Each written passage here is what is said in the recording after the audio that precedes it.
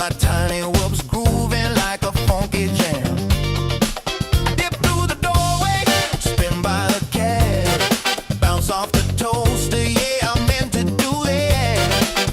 Neighbors knocking, saying, what's that sound? It's my brush motor soul train getting down. Flying through the curtain, dancing on breeze, freestyle funk in my living room with ease.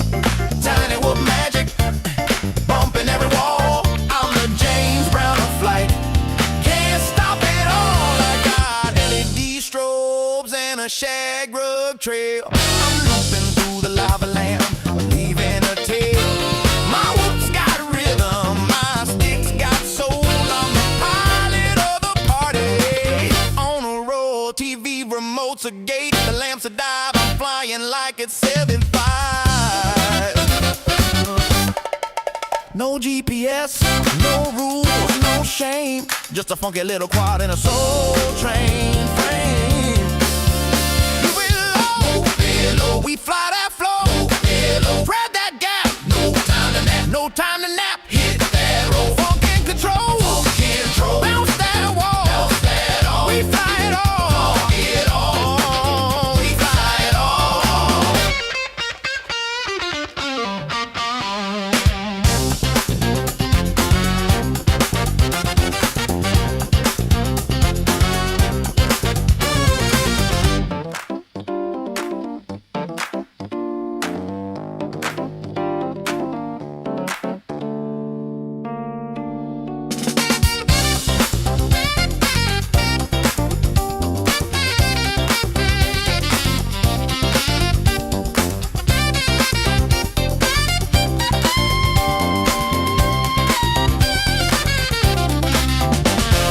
Tiny whoop love, funky and free. We fly indoors, we fly with glee. Whoop it, loop it, groove it, move it, bounce it, flip it, funk it, rip it, fly that soul, don't lose control. Tiny whoop love gonna make you whole. I thread the needle through the vinyl stacks, bounce off the mirror ball, never looking back. My quad's got soul, it's got style, it's got sass. It dips through the incense like a blast from the past.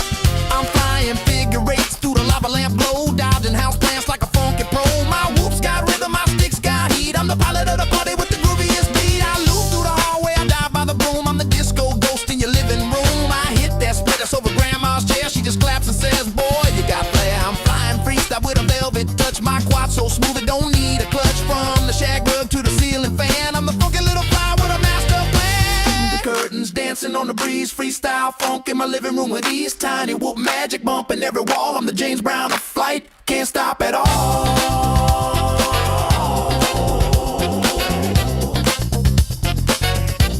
Can't stop at all. Can't stop at all.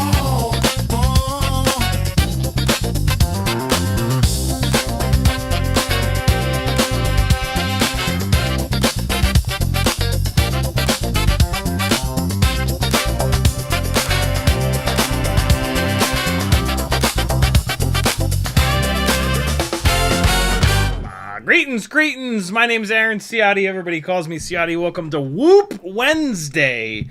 An unexpected topic arrived yesterday for the live stream. I was going to do tonight's stream about the build that you were just watching, which is my like weird custom built BetaFPV Air65 V2. But HappyModel replaced the crazy G473 by sending me a bind and fly with that AIO in it. And I figured, what the hell? Let's review this. Let's do a live stream reviewing, ripping, upgrading, and tuning the current generation Mobula6, which is the Mobula6 2024 V3, which is the strangest name ever because it came out this year. So why not call it the Mobula6 2026? But you know, whatever. None of the naming conventions make any sense with anything really in FPV. So yeah, I haven't weighed it yet. It's 17.7 grams. There you go. So that's what we're doing tonight. We're going to take a look at this. You were just watching flight footage from this guy. This is a BetaFPV Air65 II frame. GEP-RC 1002 25,000 kV motors, making all the power in the world. Just absurd. HQ 1.6 by, I forget what pitch these are, but there's just these. There's the 1.6 inch biblades. The new BetaFPV Matrix V2 AIO with no front connection point. A bleed eye camera. That was the video that you were just watching. You were looking at the bleed eye. ORT micro V antenna, and the new Air65 V2, or just Air V2 canopy at its lowest setting. Lots of duct in view with this canopy at its lowest up tilt setting on this 75mm build. The bleed eye camera is pretty wide angle, and so I didn't feel like I needed to set this canopy for more up tilt. There's a bunch of holes in the back of these Air canopies which let you turn the up tilt up and down. This V2 canopy, when you have it at its lowest up tilt, is apparently about 20 degrees. It looks like that. The old school one, the version 1, would be 25 degrees at its lowest up tilt. I guess it would kind of make sense for this build to give a little bit more up tilt, because there's a lot of duct in view. But when you go to more up tilt, it changes the way that you fly. And I like to be able to fly this slowly. It doesn't need more up tilt. Like, I can put the nose down. If I want to go fast, I'm not just staring at the ground, right? Like, if you have too little up tilt, one of the signs that you have too little up tilt is that when you want to go fast, you're just staring straight down at the ground. You need more up tilt in that case. That's not the deal with this. I can still have a good chunk of the horizon on the top of my view to fly nice and fast, but also with the lower up tilt, I can fly slower, right? When you add a bunch of up tilt, if you go to fly slowly, you're like looking up at the sky, you can't see the ground. So yeah, I don't know. Maybe I'll move it one notch forward, which I think will take it from like 20 degrees to 30 degrees, just to get the ducts out of view, because they're kind of ugly. Mega power. I've used these GEP-RC 1002 25,000 kV motors on a couple of different builds now. This is the lightest build that I've had them on, and Jesus, they are just. I mean, here, look, like. This is the perfect example of it. I kind of did this on purpose to make it super obvious how much power these motors have. I took off all chill, and then I just hammered the throttle. Look at this. Ready? Look at this absolute explosion. Ready? Oh, I thought I did. Where's that? What? Look at that. I mean, it just throws itself up that tree. No problems at all. I might have not hit stop on the recording for the very first battery. Or maybe I did it on the second battery. Hold on, let's see. Or I might have done it right here. No. Hold on, let's see. Here's the second battery I flew. No, I just started messing with the tube. I think I might have forgotten to record the battery where I did it. But what I can tell you is massive power. Let's actually go back to that first battery. We can take a look at the... We could take a look at the amps that it pulls. Now we want this 60. Here we go. All right, let's see how high the amps go when I hammered it over by these trees here. Here we go. Ready? And full throttle. Oh, wow, that happens quick. Man, I just did the tiniest little full throttle blast here. All right, so at 75% throttle, it's pulling 18.5 amps. Good lord, that's a lot.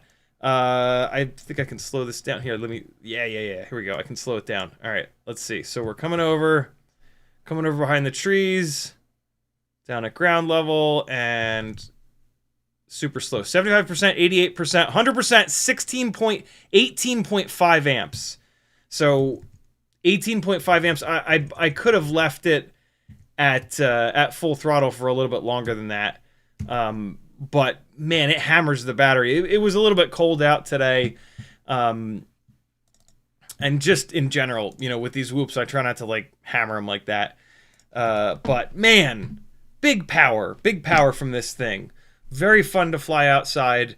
I was running it on the, hold on. Unfucking hinged. I was running it on the 480 mAh BetaFPV Lava V2 batteries. And it was eating these batteries in, I think, a little over 2 minutes. But, like, I was jamming around the dog park. You know, I was, like, nose down the whole battery just charging around because, like, the dog park, there's not a lot, like, going on. There's, you know, it's just, like, one little fenced-in, I guess 2 little fenced-in islands. If you're flying out in front of your house, there's much more fun stuff to kind of play around. There's like a little garden and a mailbox and stuff like that. You wouldn't be hammering it like I was. That dog park is not a spot for stuff like this. That would be more of a spot for something open propped like this Maxx build, which I did also fly there, and I might as well just quickly play the battery for you while we're kind of getting started here. Is that this? That would be this battery here. Okay, so here you go. This is the Maxx M2 build. And if I hammer it up into the clouds right away. Oh, this is what I was thinking of. Yeah, I started off chill. It was the Maxx M2 build. Jesus. So, let's talk about that real quick. Let's talk about that. I'm going to play that again, but I'm going to slow it down here. And we're going full throttle, 92%, 100%, 54. Jesus. 54.4 amps. It is now hurtling into the heavens. 56.5. Jesus. And look, it sags the battery all the way down. This is a freshly charged 2S 450 mAh battery that has sagged all the way down to 3.3 volts. Yeah, 29 milliamps pulled out of the battery. 3.47. Let's see what the lowest was that it sagged down. Hold on, let me speed it up a little bit. All right, slow it down. 3.4. Yeah, okay. So we were actually looking at the lowest that the battery sagged down. Why is the speed being all weird? Oh, hold on. Let me get the playback speed. Reset speed. There we go. Okay, so there's normal speed. So what you're looking at is the Maxx M2 build, which is on HGLRC 1202.5 11,000 kV motors, GemFan. What are these? 2012? These are 2012. No, I'm sorry, 2023. GemFan 2023 propellers, the old school ones that have T-mount screws in them. Running it on a Tiny Whoop 450 mAh BT 3.0 battery. This is the... Which AIO is this? This is the... Oh, for God's sakes. How did I forget what this AIO is already? This is the JHE MCU. Forget the model number of the thing, though. Here it is. It says it back here. Nope. It doesn't say the model number. It just says JHE MCU. There it is. ZH30. JHE MCU ZH30 AIO. I forget what amp this AIO is, but let's talk about that.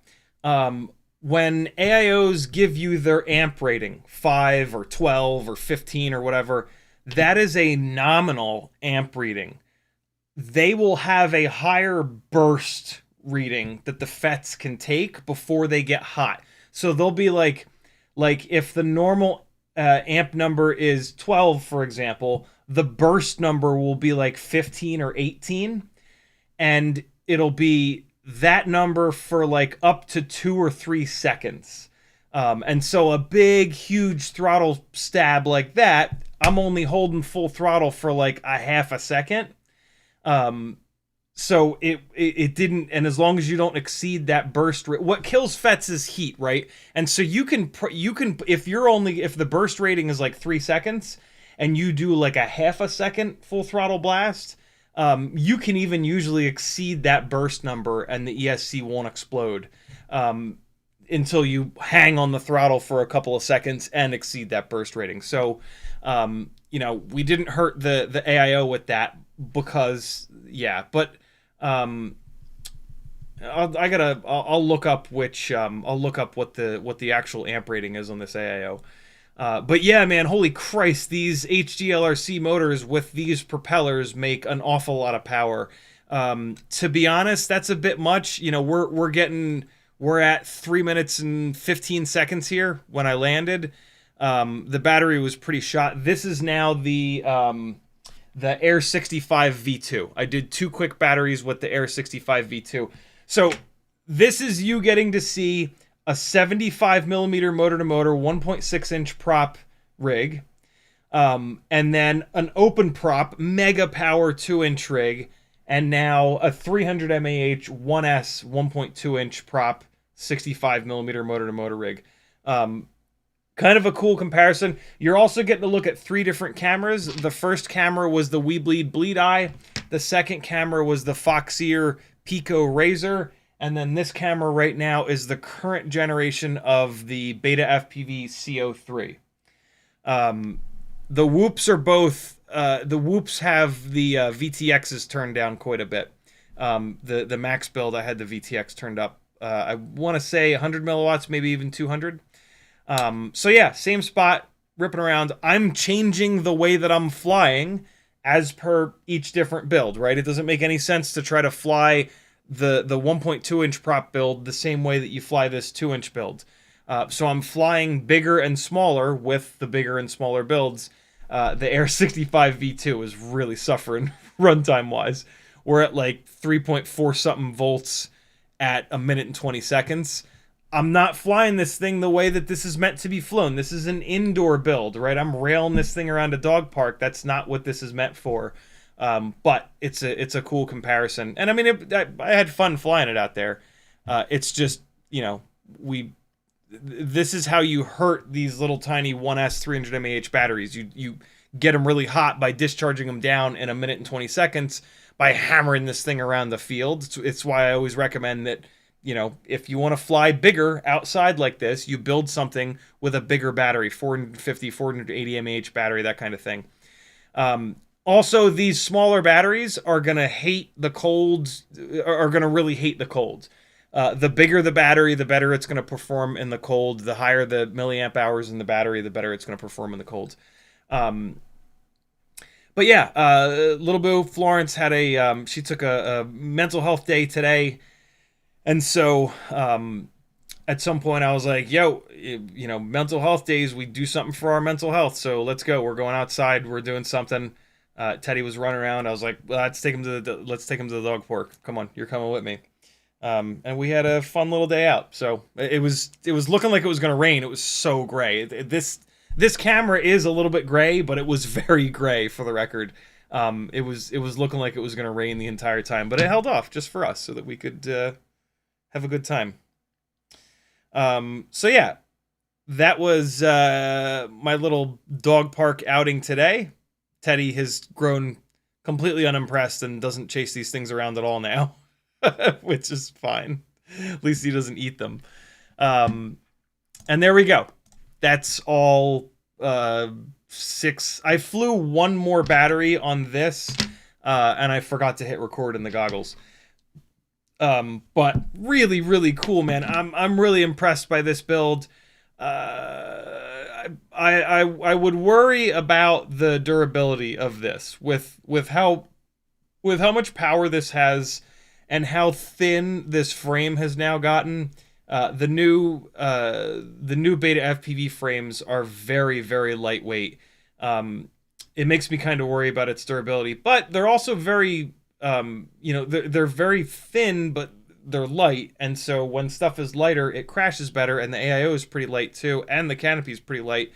So yeah, maybe this would be totally fine. I'm gonna fly it some more and find out, but either Friday or maybe Sunday at some point here, we're gonna do another live stream about this. We are going to test a couple of different 75mm frames, because this Air65 II frame was giving me all kinds of nonsense before I black boxed it and put a D-term notch filter on a very specific frequency where it had a big vibration on the pitch axis. So we're going to basically do a live stream testing a few different of the 75mm frames. We're going to test this frame first. We kind of already have. And then we're going to move it over to the new Cockroach Light AF 75mm frame. And then we're going to move it over to a Mobula6 V4 frame. And just kind of see what the difference is between the three frames in black box, in terms of weight, all that jazz. The Mobula7 V4 frame is going to be at a disadvantage flight characteristics wise because of the thick ducts. I love the thick duct for indoor flying, but these 75mm rigs are for outdoor flying. So I can already tell you that the Mobula7 V4 frame is going to be slow. These other two frames, the new Air65 II and the Light AF 75, they have a really thin duct on them. So these are going to perform better outdoors, but if they're vibrating all over the place and causing issues, and the Mobula7 V4 frame isn't, you know, that's kind of tough. But we'll see. Hopefully, I'm really hoping that the Light AF 75 frame is good, and I've actually heard that it's really good. I think it's going to be better because of what I talked about on Monday's live stream, which is that the way that the battery sits in that frame, it kind of braces the front and rear of the frame. So yeah, we'll see. That'll be fun. In the chat, Doc Holiday was first. Hey Ryan, you can FPV. Nyafu, Mr. Clean, Frank, Dr. Nicholas, Capital C, Dagool, Jimmy the Cow, Flakadelic, Jeremy Flies FPV, Double Hall, Dylan Moe. I had a Fiverr call with Dylan Moe today. Super cool guy. Sear FPV, Denzel the Terrible, Newborn, Burlack, You Can FPV, Jimmy the Cow. Oh no, it wasn't Dylan. It was sorry, it was I don't know why I'm getting everybody mixed up. It was Bryce that I had the call with today. Losing my mind, yo. Oh god. I'm getting old, yo. I'm getting fucking old, man. I'm having a mental decline. Jesus. Sear, Denzel the Terrible, Newborn, Burlack, Uke, Jimmy the Cow again, Jamie Flies FPV, Bill Bob, Rax is in the house. Sear again, Denzel again, Cole FPV, level up. Hey Ryan, YouTube did the thing. Crownut, what's up everybody? Thanks for hanging. CiottiFPV.com if you like these live streams and would like to see them continue. Lots of cool stuff going on. Patreon is the best way to support me, and you get the maximum amount of benefits, full Discord access, unreleased private YouTube playlist with all kinds of wacky fun shit. Yeah, lots of stuff going on. The $5 tier and up, you'll get entered into giveaways every single first Monday of the month. So this coming Monday is one of those giveaway streams. So if you go from the $3 to the $5 tier, or you just join at the $5 tier, you don't even have to be on that live stream. You're just automatically entered, and when you win like $40-50 worth of Tiny Whoop stuff, and that covers the extra $2 pretty quickly. So yeah, not quickly, for a long time. So do it, yo. It's the best way you can support me. It's the only way that I can make it through the very, very, very slow seasons of being an FPV pilot. Much appreciated to all of you that are patrons. It's super awesome. What a cool community. What else? There's a you can do a one-on-one call with me over on Fiverr. You can buy some fun stuff from my Etsy store. You can get like a t-shirt or whatever from the Teespring, or you can just use my affiliate links. I have affiliate links to a ton of different FPV websites. Change your bookmarks to someone's affiliate links and support those of us doing the thing here on YouTube that you can watch for free without even having to remember, because you have to hit affiliate links over and over and over again. I've put, speaking of, I've put an affiliate link in the description of this video for the Mobula6 2024 V3. If you decide after you see me review it, rip it, upgrade it, and tune it, that you want to get one. Let me get caught up in chat and then we'll dive into it, because we got an hour and a half. Covered some good ground already, though. Wouldn't you say? Jimmy the Cow says, moo.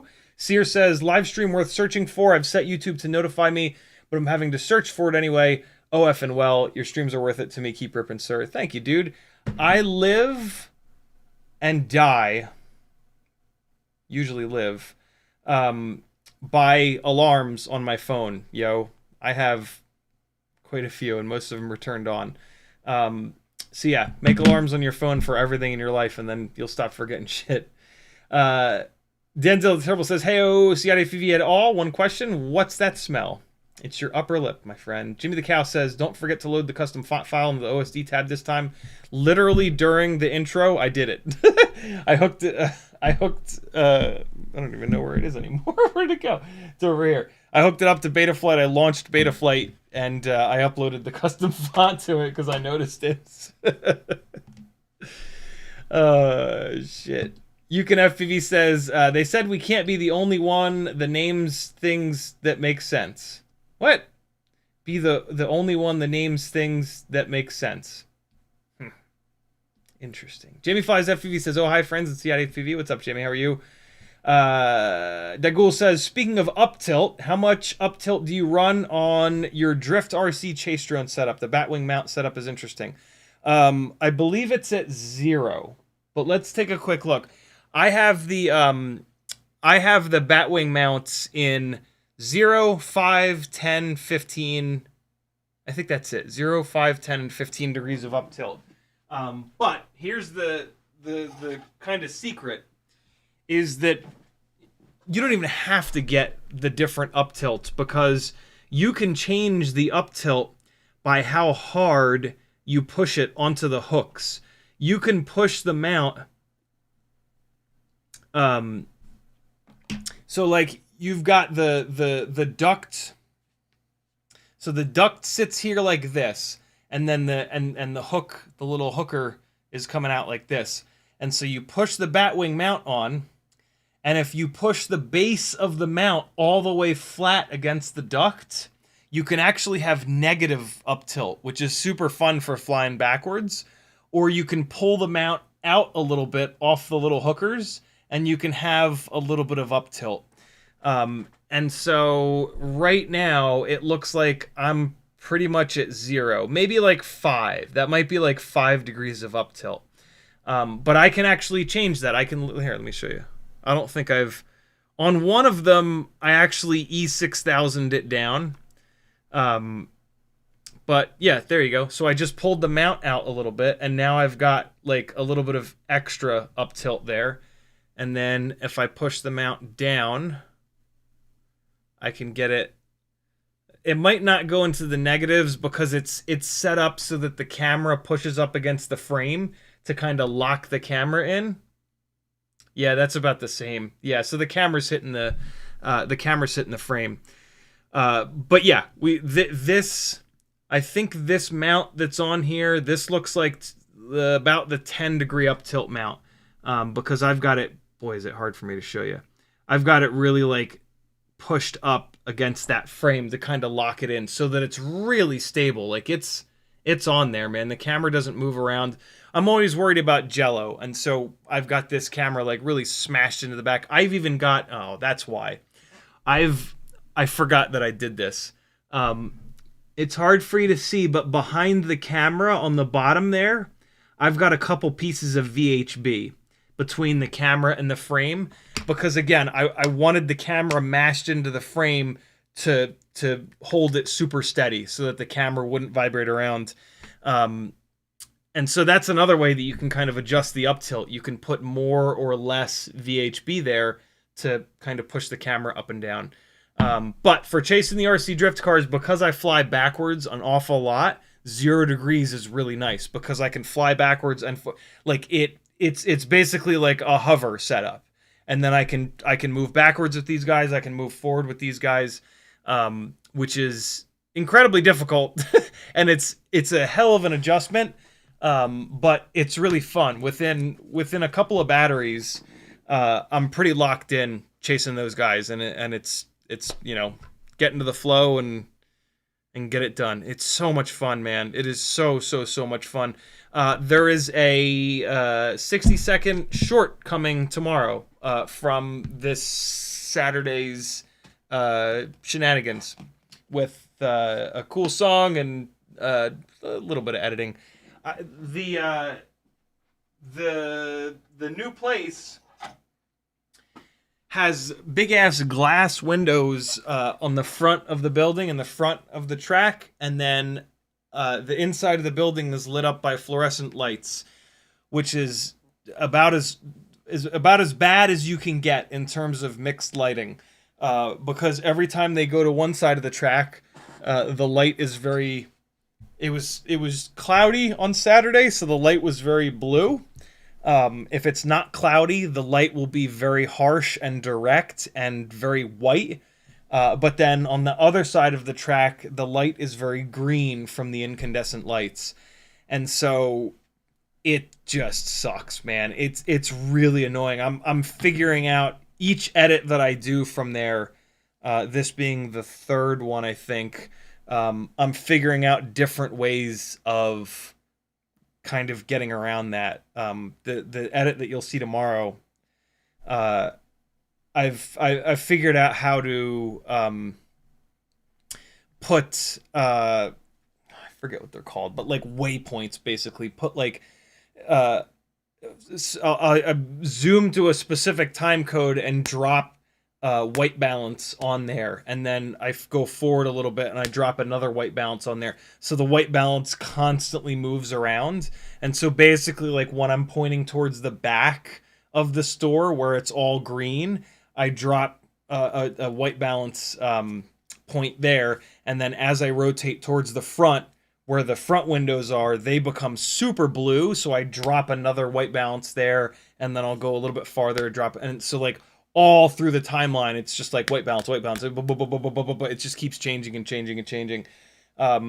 Previously, on the previous edit, I spent an absolute ton of time color correcting it and just trying to remove the specific colors that those incandescent lights, a lot of like greens and browns and yellows, are putting on there, and that's not the way to go. That took a lot of time.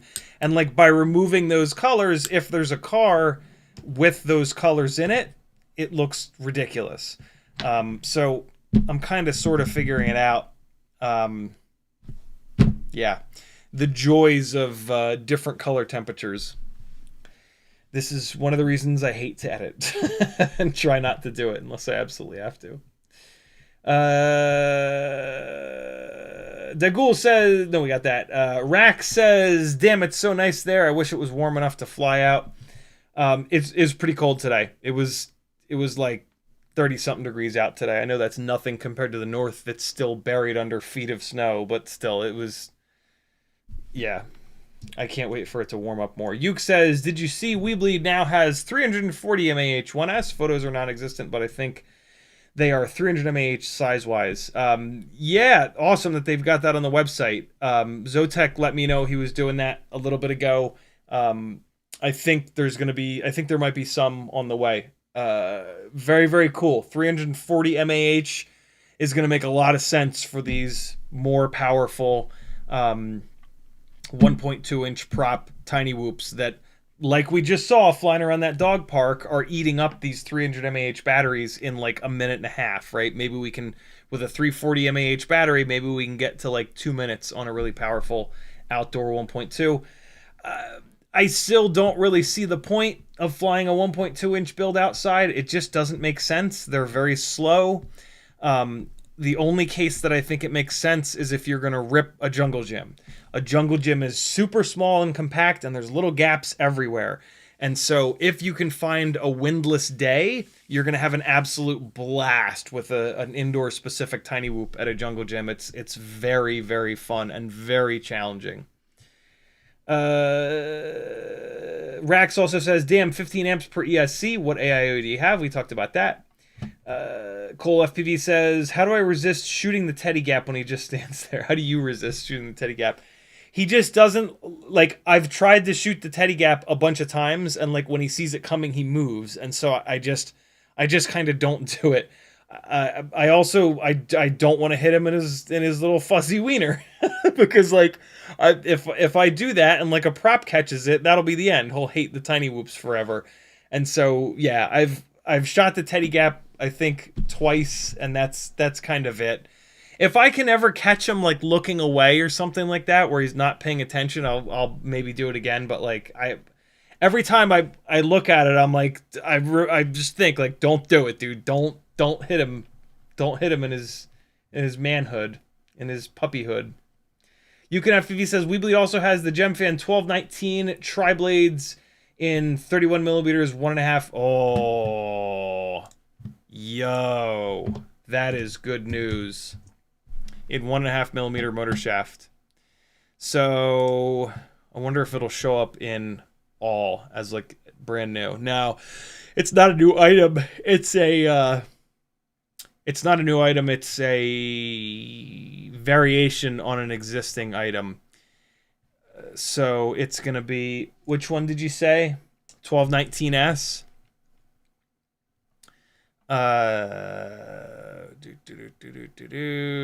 So I forget which. Is it coming to the 1.2 by 1s? No, it's not coming to these. I guess it's just Gemfan that's doing it. So let's search for 1219. There are the 1219s. Here we go. So We Bleed Red 1.5 millimeter. Look at that. Oh my god, 986 in stock, ready to ship. So here it is. This is, at the moment, the best 1.5 millimeter motor shaft 0702 propeller. I think they're also going to get the new 1207 Gemfans in this setup. These 1219s are much stronger, much more durable, I should say, than those 1207s. So this is probably the direction that I'm going to go. So we've got them in We Bleed Red. Looks like that's the only color we have them in. That's okay. That's a great color. Let's just take a quick look at the 1209s or 1207. So this, I believe, is the other no, it's not. What's the other prop that we're getting the 1.5 millimeter motor shaft props in? 1219.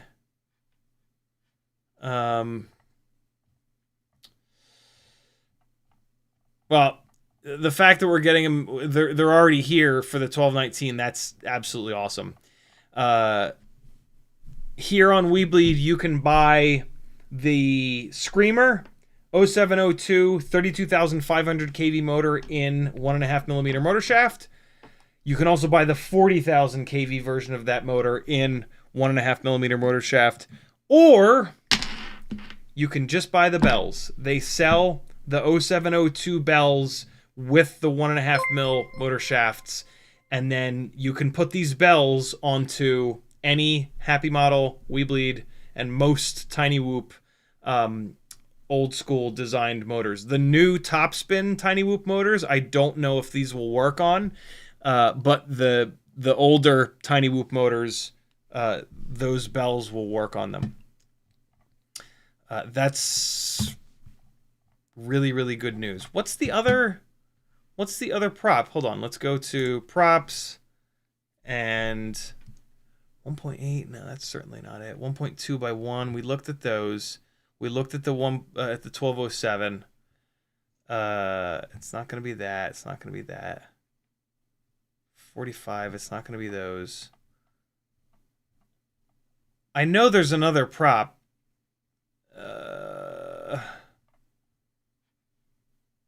Is it the low pitch HQ ultralight? No, I'm pretty sure it's a GemFan prop. It doesn't look like HQ is on board with giving us a 1.5 millimeter motor shaft prop, which is a super shame. Hopefully they will at some point.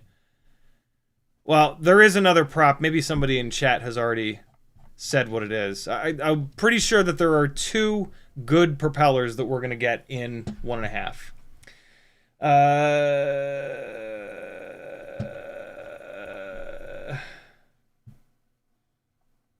Where are we at here? Flagadelic says, I have several whoops, but my low power on first arm only works with one of them. The one with the 4-in-1 board, what gives? Yeah, I don't know. I've had an AIO that it didn't work properly with either. I don't know of any way to troubleshoot it. So you just turn it on and either it works or it doesn't. Frank Dr. Nicholas says, if you still have batteries, want to do a giveaway, consider this as your reminder. I think I'm out. I think I ran out. But I do have some other giveaways that I'm going to do. We got a lot to do tonight, though. So maybe we'll do that on Friday. We'll do that on payday. That's a good idea. Thank you for the reminder, though, Frank.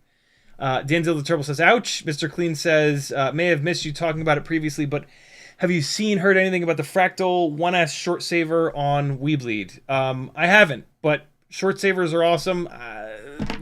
On a tiny whoop builds, I don't know. Most of these AIOs have like reverse polarity protection on them, and so of limited use. But yeah, I'm not sure. Frank also says Mr. Clean FPV doesn't look like a real smoke stopper. All right, so you guys are talking about it. Nyafu says, finished my Mario 8 build. Had no idea quad could fly so smoothly. Only 16 amps at hover. Can carry 6S 3P 15 amp hours, so that's a lot of flight time. PS, print a foldable antenna mount. What's a foldable antenna mount? So you can move the antennas out of the way while locking GPS. Oh my god, I got 22 sats, and that's pretty cool. I've never heard of a foldable antenna mount. That's slick. The Enzo the Turbo says, if you got fluorescent lights, say goodbye to cool slow-mo. Nice flicker. You know, I was worried about that, but I mean, the Instagram, well, here. Most of the edit that I already put up on there is in slow frame rates, and there's no flicker at all. See, this is that would be 50% speed. That might actually be 25% speed. But yeah, no flicker at all. That is absolutely a concern, though, with fluorescent lights. So yeah, this is the edit. You can see it's very kind of green and yellow. And now I point towards the front of the store, and now it's like very blue. In this edit, I was trying to color correct around the issue.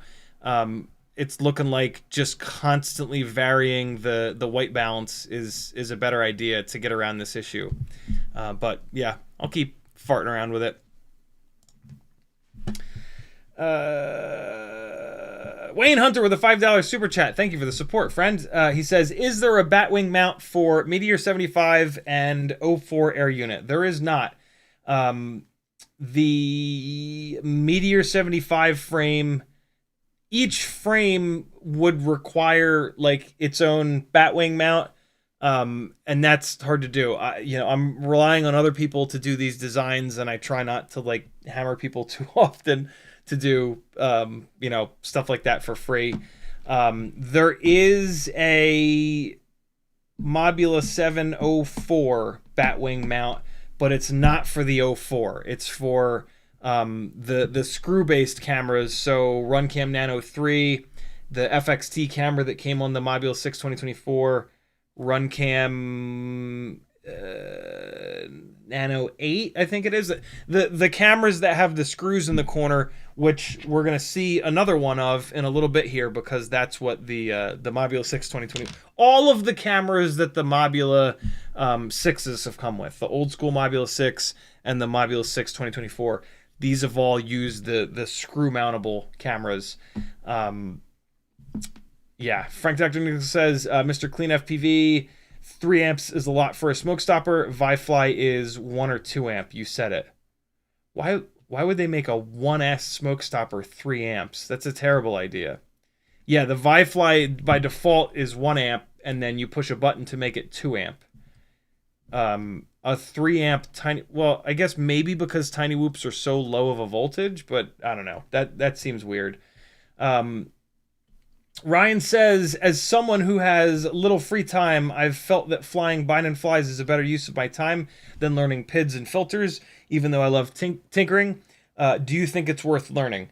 Initially, no. Your first year or two of flying, bind and flies are absolutely fine, and you could actually argue that they're better because you're going to spend more time flying, and that's the thing that's hardest to... That's the skill in FPV that's the hardest to build. Once you get good, it does become a little bit more important and or fun to start screwing around. It does make a difference for sure. Like, tuning absolutely makes a difference. It allows you to have a setup with lower latency that can handle propwash and other like in-flight things that make it wobble around a lot better.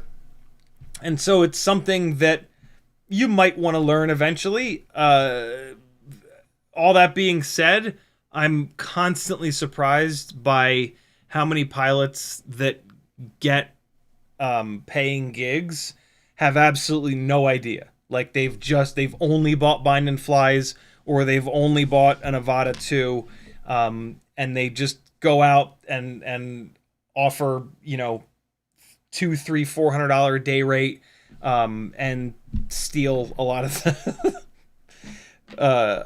the work from those of us that are trying to do it right and trying to do a better job with it. There's countless stories out there of those people screwing up, and in the small community that we are, a lot of times when you screw up, that's it. Like, you're not going to get work again. It's a pretty tight-knit community. Unfortunately, that's the stuff that gives FPV a really bad... It puts a bad taste in everybody's mouth, and that hurts all of us. So it's tough. It's tough. It's incredibly frustrating. But that's the name of the game. This is not something that's unique to FPV. I shot still photography for the better part of 15 years in like my 20s and 30s. And when I moved to Charleston, I tried to turn that into a thing. I tried to make a living from it. And it's so much worse. There are just so many people that are willing to work for, a lot of cases, literally free. They'll work for, exposure bucks, and they don't know what they're doing. And then, the customer suffers, unfortunately, because the shots look like shit, or they miss the important shot, right? Like, Charleston is like the wedding capital, and you hire a photographer for a couple $100 to shoot your wedding, and they're exposed wrong the entire thing, and you don't have any images of your wedding that are, even remotely usable. Or the one amazing moment, they fuck up, and Uncle Jimmy is standing in front of them or whatever. It's tough. But on the flip side of it, you got to start somewhere. You got to learn somewhere.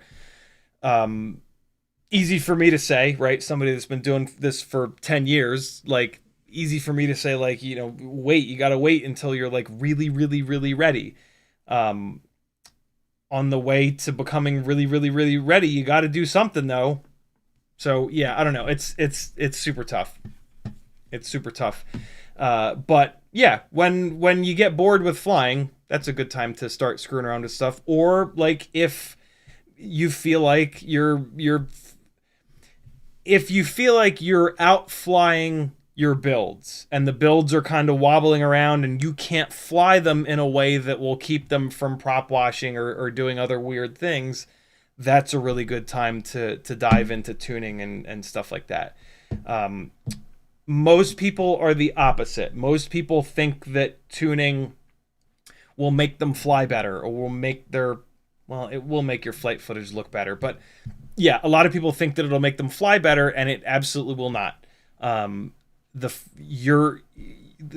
time that you spend practicing and flying is the most valuable. That is going to be the thing that makes your flight footage look so much better. Tuning and whatnot will make it look a little bit better. But yeah, pouring more and more time into actually flying, pushing yourself, crashing a lot, all that, like that's how your footage gets better and better quicker. Miguel with a $10 super chat, he says, are those 1003 on your Air65 Whoop any better than 802 power efficiency? Yeah, like way better. 1003 versus 802, you can't really compare them. That is apples and oranges. 1003 is a giant, powerful, mega motor. 802 is a motor that is like only for 1.2 inch props, 1.4 inch props, and it barely, no, not barely, but it's 1.6 inch biblades are the absolute max that an 802 can comfortably have good response time and good performance on. A 1003, you can run that motor all the way up to a three-bladed 2.5 inch prop. Like 1003 is a monster. When you say Air65 Whoop, if you're talking about this one that I was playing the flight footage early in the stream that we were working on Monday's live stream, this has 1002s on it. This setup would not need a 1003. That would be too big of a motor. 1003s are what I put on the digital builds because they get a lot fatter, right? Digital systems are going to add at least 8 grams. And then I also put 1003s on these big bastards that are swinging like 2-inch props with a heavier carbon fiber frame, and stuff like that. So yeah, 1003 is a mega motor. I think you might have meant to say 1002. 1002 is a motor that you wouldn't want to run on any smaller than a 1.6 inch biblade. Like this is like the smallest prop you would want to run a 1002 on. You can also run a 1002 on a tri-blade here, or a 1.8 inch biblade or tri-blade, or even a lightweight 2-inch biblade. You could probably even run one on a 2-inch tri-blade, but that's the limit. 2-inch tri-blade would be like the absolute limit of a 1002 motor. Good question, Miguel, and thank you for the support, my friend. Yuke says it's the new Gem Fan. They're all Gem Fan. It's the 1207, I think. Yeah, I checked it. I didn't see it. I thought it was the 1207 too. Ryan Sadat says, I know you said you wouldn't like higher KV on the 65 II racing, but just got the champion and can't put it down. One of the best tuned bind and flies.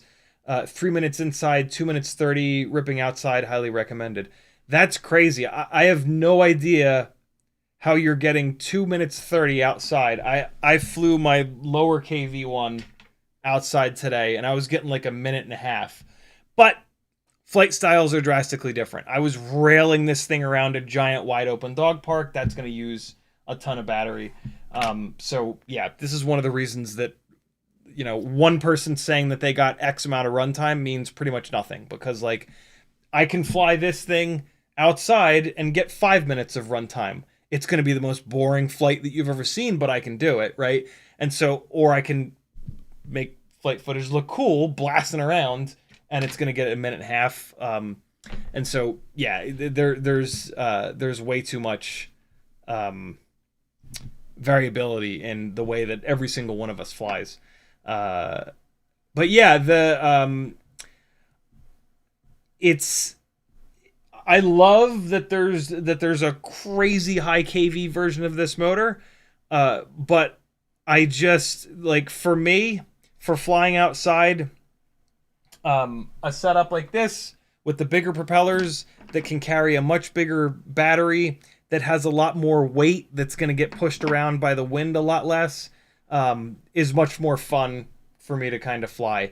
But there's no right answers. Different strokes for different folks. Whatever, you know, whatever you enjoy, that's what you should fly. Yeah, no wrong answers. Nyafu says, I have a UFL to SMA pigtail going to a 3D printed mount that uses an action camera screw as a hinge. That's slick. It lets me have insane 15 centimeter antennas to get all the range. That's really cool. Sear says, what about 1303 11,500 kV 1.6 inch? Absolutely not. A 1303 is a motor for a 2.5 inch prop or a 3 inch prop. If you put a 1303 on a 1.6 inch prop, it would perform horrible because you're super under propping that motor. So the motor is big and heavy, and then it's got this itty bitty little propeller on it. It would be like taking like a 500 horsepower muscle car and then putting it on like 4 Space Saver spare tires, right? The little skinny Space Saver spare tires. It would just spin its wheels all over the place and it wouldn't do anything well. Yeah, 1303 is a big ass motor that you want to pair with a big propeller, 2.5 inch, 3 inch, giant, heavy, kind of setup. Yuke says, I have the Freestyle Air 2 and get pretty close to 3 minutes with some abuse inside. Nice. Sear also says, I've tried on 3S 1636 Gem Fan 172 grams. Jesus. All up weight. GepRC P16 mod LOL. 1636? What the hell is a 1636? What propeller is that? Oh, those old things. Okay. Yeah, I mean, this is a super old school propeller. These have been out for 5 or 6 or 7 years. Yeah, I mean, it's a really pitchy 36 pitch quad blade. I think that motor is still too big for this. But yeah, I mean, if you're going to pair that big of a motor with a 1.6 inch prop, this is the one. This is the most pitchy 1.6 inch prop with the most blades on it. But yeah, that setup must be, I mean, that's a heavy setup on an itty bitty little propeller. So when you come off the throttle, that thing's got to fall out of the sky like a sack of bricks. So, you know, that would drive me insane. But like, if you're just trying to build like the fastest thing possible on that little of a propeller, that's kind of it. Also on that little of a propeller, it's the efficiency is gonna be pretty rough. But you know, is what it is. YouTube Did the Thing says, was at the park flying this week and have seen an increase in people asking about the drones, saying they saw it on the Olympics, so there might be an increase in jobs / new viewers. Yeah, we are, those of us in the live broadcast world have our fingers crossed. We are really hoping that the Olympics open some doors for us. We'll see. We'll see. It's a tough nut to crack, as old people say, as old corny people say, because the organizing bodies don't really care typically how good the live coverage is. And the venues don't care either, right? The venues just don't want to have to deal with insurance claims. Same with the organizing bodies. And so it's tough, but we'll see. We'll see. Luckily, nothing bad happened at the Olympics, right? I think it was 8 years ago. It might be 4 years ago. A photography drone fell out of the sky and almost killed a fucking skier. And so that was super sketchy, and there was some serious fallout on our world from that. But yeah, luckily the Dutch drone gods absolutely killed it at the Olympics. They were super safe, as they always are. and just amazing. Shaggy is a master, man. So lucky that he was the one doing all that, because yeah, he's just awesome. Mobula6 2024 V3. It comes in this box. It comes with these stickers. It comes with this little bag of stuff and an extra canopy, which is really, really nice. I absolutely love that it comes with an extra canopy. The propellers that it comes with installed are Gemfan 1219S's. It also comes with a bag of HQ 1.2 by 1.1 by 3. On the bag, they're just called 31 millimeter, but I believe on the propeller itself, no, on the prop itself, it just says 31 millimeter, but these are the high pitch ultralight 1.2 inch HQs, and what they are is 1.2 inches by 1.1 inches of pitch by 3. HQ has 3 ultralight props right now. 1.2 by 0.9 by 3, 1.2 by 1.0 by 3, and these high pitch ones, which are 1.2 by 1.1 by 3. The motors on this 2024 V3 are a lower KV. They are HappyModel 0702 28,000 kV. The way that HappyModel measures their KV is overrated.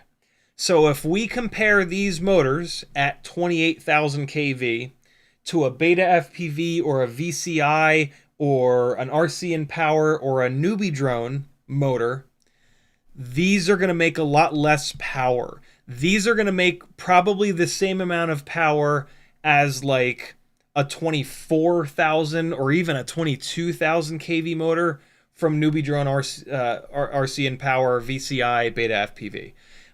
So these are a less powerful motor. I absolutely love that HappyModel is pairing these motors with the Gemfan 1219s and the high pitch HQs. I also absolutely love that they're giving you both the Gemfan and the HQ props. This is like amazing, right? They're giving you like the 2 best propellers for this setup, and then you can figure out which way you go with it. Dinzel the Terrible says, Shaggy said it wasn't him. I specifically saw footage of him flying down the bobsled. I mean, it wasn't all him. There were 6 or 8 different pilots, but he was definitely the one flying the sub 250 rig behind down the bobsled track, which was like the most impressive of the FPV footage, if you ask me and most folks. YouTube Did the Thing says, Shaggy stated in an interview they purposely always flew behind the subject in case there was any issue. Yeah, the organizing bodies are usually pretty heavy on that. When I flew the UCI BMX event that fed into the Summer Olympics 2 years ago, one of the, like, rule number 1 they had for me was you never go in front of any of the riders. And that was a really big problem, because when this BMX, like, if a rider gets a little bit behind, they just say to hell with it and they just slow way down. And so for the first like half of the day, actually for the whole first day, it was a multi-day event. When that would happen, I would just have to break off and the truck would have nothing. And they barely took any of my shots.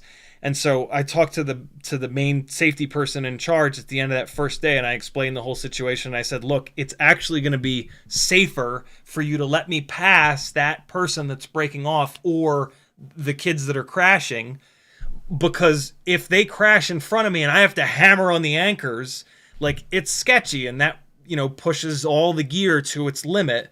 Let me just smoothly go past them. And they're like, well, all right, well, let's just try it. And he totally, like, once I did it a couple times, he's like, I get what you're saying now. Yeah, do that. Criterium Cup, I guess it used to be ACC. They changed names. The folks that run all of the cycling events that I do, as well as the National Cycling League, their safety folks were much more chill about it. They kind of had to be because, you know, cyclists with cycling racing, they'll form the peloton, which will be like 30 or 40 riders deep. So if I can't go in front of the end of that peloton, I might as well not even be there. And so we worked with the safety team, and you know, I kind of explained to them like, hey, you know, this is safe. We've been doing this forever, blah, blah, blah. And they were like, okay. And they always keep an eye, and every once in a while they'll come over the radio and say like, hey, can you not do this or not do that, or don't fly under this power line, or stay a little bit farther away from the cyclists. But they've been, on the whole, they've been extremely trusting of me, which is actually like weirdly safer, which is great. But if you're chasing one athlete, yeah, you're not. There's no reason to go in front of them. If as long as you don't have like a big line of people, yeah, you absolutely always are going to stay behind the small group. It's just so much safer. Sear says, I destroyed a prop mid-flight trying to do a speed run, hit 63 miles an hour, but I think that was right at the prop failure point, so 55 millimeter fill. Jesus Christ. Flight time was 3 minutes plus, didn't try freestyle, died. What battery did you say it was on? 3S. So yeah, that's okay. You were getting flight time because you were on a massive battery. That makes sense. Denzel the Turbo says, whoosh. All right, caught up on chat again. Back into it. So, very, very cool that they give you a couple different prop options. It looks like they also throw in a set of extra GemFan 1219s in here, which is great. They give you the little worthless screw, not worthless, but whatever, the little cheapo screwdriver.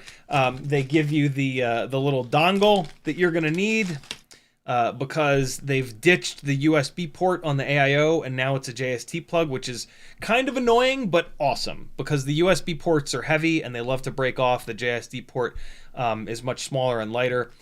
So that's great. They give you the worthless prop puller, and they give you a full set of extra screws, which is great.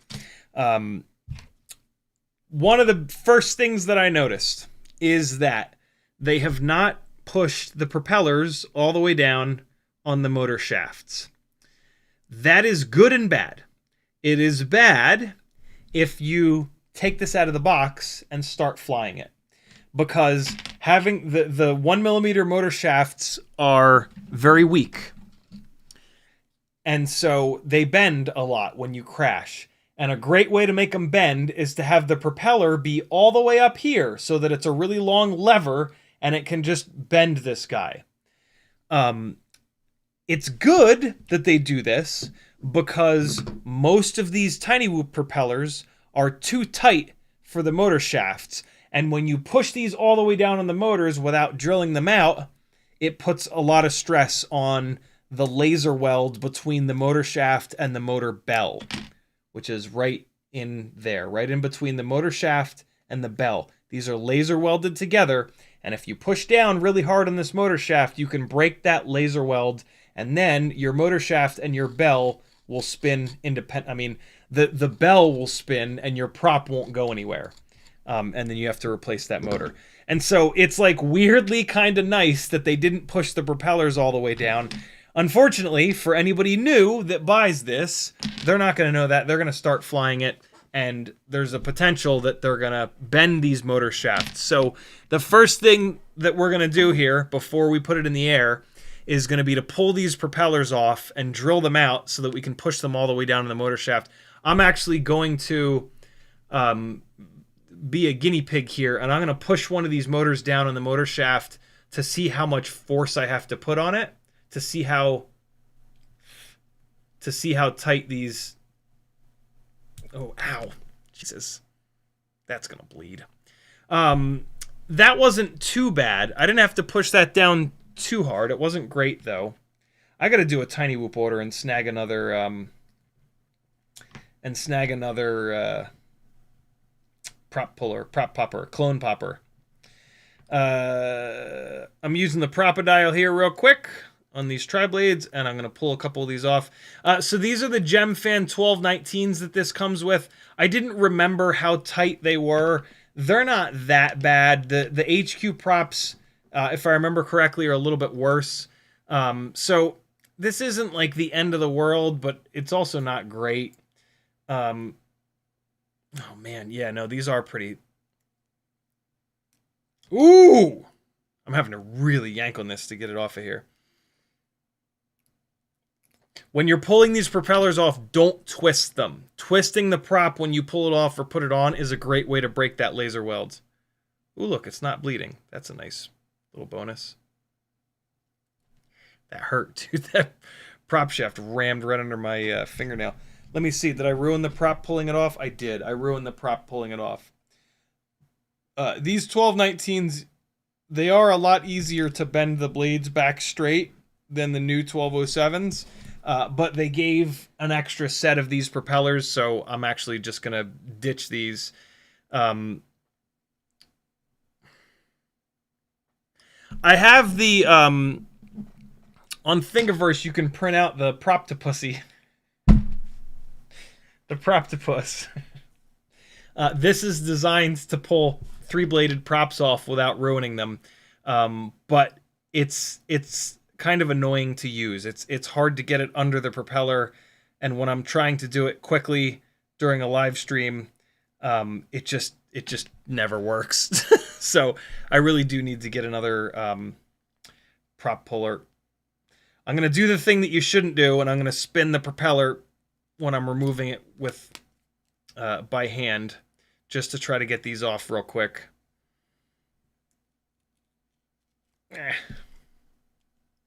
Do as I say, not as I do, friends. Man, these are on here, and I just bent this blade all up, so this prop is jacked up. Okay. Fuck it. These are a lower KV motor. Alright, so I ruined 2 of them, but I managed to get this one off, and this one I pushed all the way down. Yeah, it's already on there, so the damage is already done. I mean, doing it like one time is fine. Doing it over and over and over again is not great. So I've got a left side high and a left side high. I need both of these right side high 1219s. So here we go. The propellers that I took off. Over on my Etsy store, I sell a 0.99 millimeter drill bit. You run this down the propeller a couple times. It takes just enough material out of it, and then you don't wreck your motors. It also makes it easier to put the props on and off. So you just do it like that, and then... So I usually run it down there, and I'll twist it a couple times here the first time, and then to remove a little bit more material, I'll try to not twist it and just put it on and off the drill bit, because that tends to remove a little bit extra material. Let's do it one more time. That usually gets it perfect. And you can feel it every time you do that. It gets a little bit looser on the 0.99 millimeter drill bit. That's what you want. You're taking a little bit of material off. It looks like this thing is set up to be props out, and so we will leave it like that. Eventually I'll move it to props in, and now I can just easily push these things all the way down onto the motor shafts. And now when you push it all the way down onto the motor shaft, when you hit stuff and it side loads the motor shaft, it's a shorter lever. It's side loading the motor shaft down here instead of side loading it up here. Shorter lever, less energy, less bent motor shafts. So yeah, I would absolutely do this right out of the box. I would not fly this thing. I would not just take it out of the box and fly it, unless you're just desperate to fly it and you're going to fly it above like carpet or grass and you're just going to chill out. But I would not start hammering this thing around, because you're going to hurt it. Jules says, speaking of props breaking, I have a Pavo 20 Pro and use the stock props that came with it. And I seem to break a prop every time I try to fly that thing. They just explode under throttle. Try a different prop. Sounds like the props it comes with sucks. There are different versions of the Pavo 20 Pro. The most recent version uses 2.2-inch props, which is super annoying and I absolutely hate because they've locked you into a propeller and you don't have any other prop options, which is stupid. The older versions of the Pavo 20 Pro used regular 2-inch props, of which there are many, many, many options. So hopefully you have the older version. If you have the newer version, the problem could be that it's cold right now, and plastic in the cold is, a nightmare. So unfortunately, you might just kind of have to wait for it to warm up. YouTube did the thing, says one of my favorite things about the bind and flies is the extra screws. Whoops seem to use sizes not used by anyone else, so I'm always having to buy 100 plus from China when I need one screw. I have a good amount of random weird screws on my Etsy store. If there is ever a specific screw that you guys need, message me. I have them all. In a lot of cases, I have some extras. And that might be and if a couple of you need them, I'll add them to the Etsy store and I'll buy the bag of 100. And I'll be your source for 5 instead of having to buy 100. Double Jose says, a random dog licked my leg today while flying a 5-inch. Truly unsettling. That's weird. Oh God. I can totally imagine that being ultra fucking weird. All right, so let's just drill out this last propeller. We'll put these guys on. I should have a couple batteries. Yeah, I got 6 batteries in the charger. We're gonna hook this thing. Well, we'll take a look at the specs. Let's do that now, actually, while I'm doing this. Over here on HappyModel's website. Well, there you go. $139 from BetaFPV. A little bit more expensive than the Air65. The AIO is the Crazy G 473, which is HappyModel's newest 5-amp ultra lightweight AIO. It is a direct solder AIO, so you're going to get a little bit more power, a little bit more efficiency, but when you have to change a motor, it's going to be a lot more work. I prefer the motor plugs. I will gladly take the slight reduction in performance with the massive bump in serviceability that you get from having motor plugs, but that's just me. A bunch of extra UARTs, video in, video out, a ton of pads on this thing. They did a really good job. There's even buzzer pads on here. Really, really, really good work for HappyModel to be able to squeeze this many pads. A lot of times these AIOs will just have like 4 pads on them, 5-volt ground, UART, RX, and TX, and that's it. So this is really, really nice that we've got this many pads on here. There are 2 different solder bridges for the receiver and the VTX, so you can, if either one of those things break, you can break that solder bridge and put an external receiver or VTX on it. The Crazy G 473 here that I've got that blew up, the receiver is what blew up, so I could very easily hook up an external receiver to this. I don't do that on these tiny whoop builds because I want them to be really lightweight, but yeah, it's nice that you have that option so that, like, if the VTX, the receiver blows up, you don't just have to throw it away, right? Looks like Nick Burns has a review video. You should watch that. Nick is amazing.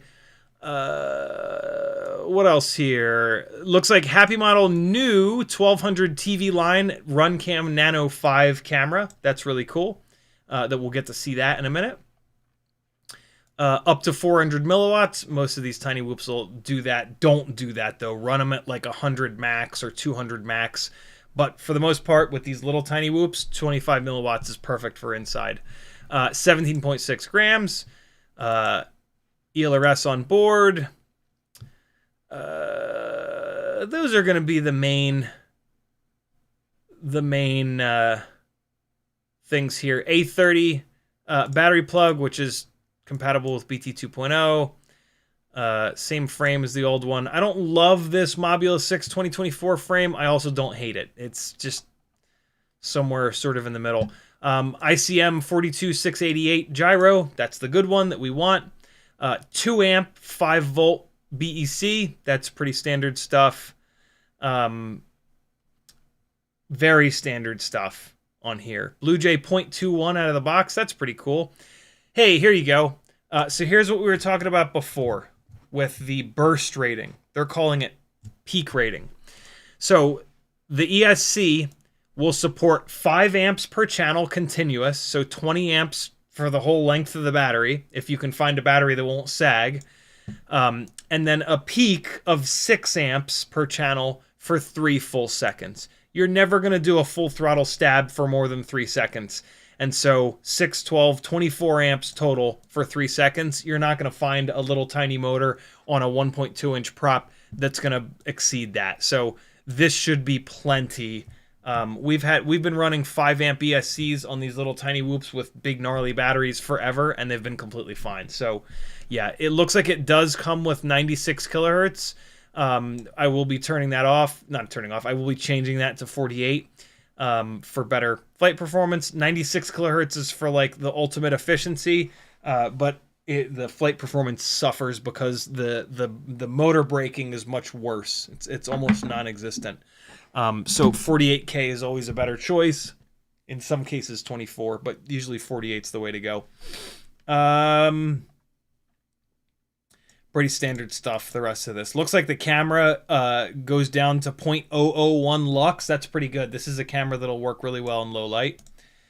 Yeah, there you go. There's the specs that actually matter of the thing, as far as I'm concerned. Let me put this last propeller back on here. And we're going to get it into Betaflight. I'm going to change as little as I possibly can. Put my rates on it. Do a couple other little things. And then we're going to fly a battery. And then we're going to start changing stuff.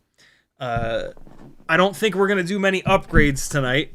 One of the upgrades that I would do, though, is changing the propellers. These Gemfan 1219s are fine, but I actually like the HQ Ultralights a lot more. Personal preference, to be honest, but I think most of you will kind of join me in that. Although these are lower kV motors, and these 1219s might actually be better. So we'll see. First thing we're going to check out is what version of Betaflight this comes with. If it's 2025.12. Whatever the hell it is, I'm going to have to use the online configurator, which is going to annoy the hell out of me. But let's see.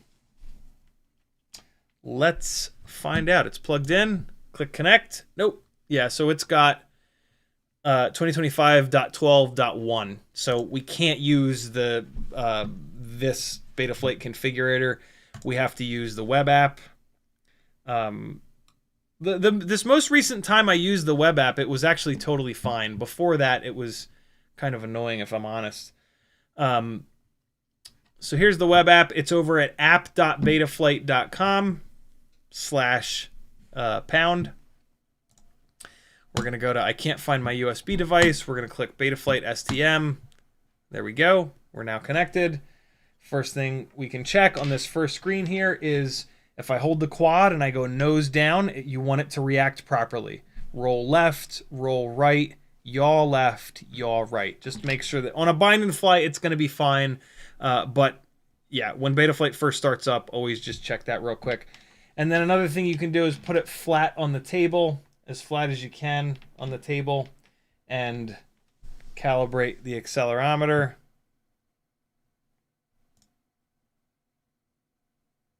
There we go. Ports tab we won't have to touch, but I would just like to take a quick look at it. Configuration. I'm going to put my magical custom font on here, so I'm going to grab this weird little string of text that triggers my logo, and I'm going to put that in as the aircraft name. Gyro is at 8K, PID loop is at 4K, that's great. Accelerometer is turned on, barometer and magnetometer are turned off, that's great. Here in D-Shot beacon configuration, you want to turn both of these on. This is your ESC beeper. Just trust me, turn them on. Maximum arming angle is already set to 180, that's great. That makes you be able to arm it upside down if you're stuck in a tree or something. Air mode is permanently on. That's fine. At some point I'll turn it off because I have a switch on my transmitter where I do that, but we can just leave that on for now. Save and reboot, that's all we need to change. And you don't really need to change that stuff. Just the beeper stuff is definitely do that. Power and battery tab here. It's a tiny whoop, so we're running 300 capacity batteries. That's, you don't really need to do that. But minimum cell 3.3, warning cell 3.5. Love it. That's going to keep you from demolishing your batteries. Failsafe, I like to change the stage 2 setting from 1.5 seconds to 3 seconds. If the quad loses connection with the transmitter for 3 full seconds, it'll just keep doing the last thing that you told it to. It's a tiny whoop. It's not going to hurt anybody. And so, you know, if you fly behind a building, this might give it a little bit of extra time to get out from the other side of the building so you get another connection. You reestablish the connection so it doesn't fall to the ground. Don't do that on anything bigger than a whoop because you don't want it to get stuck in somebody's hair and make a mess. PID tuning, whoa. They've got a pretty aggressive tune on here on the pitch axis. You love to see it. They're not using the sliders, which is interesting. Wow, they've got an aggressive tune on here. Okay. iTerm relax of 15 is only for racing. Freestyle, you want 10 for the cutoff here. Dynamic damping, I always just set to 30 and 30. Anti-gravity is good from default. Motor output limit 100 for these low KV motors. You're definitely going to want that. Dynamic idle is turned on and it's up at 100. That's pretty high. VBAT sag compensation is turned on. That's great. Thrust linearization is also turned on, but it's pretty aggressive at 25. I don't like it up that high. Some people do. I run it at 10. These are very, very subtle changes that I'm making here. You don't need to make any of these changes. These are just me setting everything up as close as possible to one another as I can. I think these are stock Betaflight rates, but maybe not. I don't know. Interesting rates. Oh, wow. These are not stock Betaflight rates. They've got a different max rate for roll and pitch and yaw. I personally hate that. Some people like that. That ain't me, though. I run the same rates on everything so that I can get used to them and fly good. You should do the same. Don't use my rates. Make your own. It's important. My rates are very custom for me. Most people hate them. They're very slow, very cinematic. They've not got Throttle Expo on, which I actually prefer because Throttle Expo is very unique for each individual pilot. Filter settings, they've got the Gyro Low Pass 1 turned off. Very cool. They've got Gyro Low Pass 2 cranked all the way up. Love it. 1 gyro RPM notch filter. Great work. Awesome. They're paying attention. These are great filter settings. These should work really well. I don't need to hit save, but I just do out of habit. Let's get it bound up. Let's see if the bind receiver button works here, which it pretty much never does, but I always like to try it. Transmitter's coming on. All right, here we go. Oh, no. Arm switch is flipped. We're going to go to bind mode on the transmitter, press the send bind request, click the bind receiver button here. Nothing ever happens. That's okay. I can't remember the last time that this bind receiver button worked. So what we're going to do... Oh, although, you know what? It's in Wi-Fi mode. That might be why. Let's unplug it and plug it back in. And we're going to give it one more shot. Go back to the receiver tab, bind receiver, sending bind request, nothing. Yeah, it just, I don't know why it never works. So we're going to try the 3-plug method. Unplug, plug, unplug, plug, unplug, plug. Bind mode, press the send bind request. Hey, love it. So we've got motion. We're gonna go bottom left with both sticks, and we're gonna look at what these numbers are. All of these numbers, so from the top to bottom, 989, 989, 993, 989. So I'm going to put my stick low threshold right here to 1,000, because 1,000 is a little bit higher than all four of those numbers. Now I'm going to go up and right with the sticks, and we've got 2012, 2010, 2006, 2008. So I'm going to put my stick high threshold here from 1900 up to 2000, a little bit below all four of those numbers. This way I get maximum resolution out of my sticks.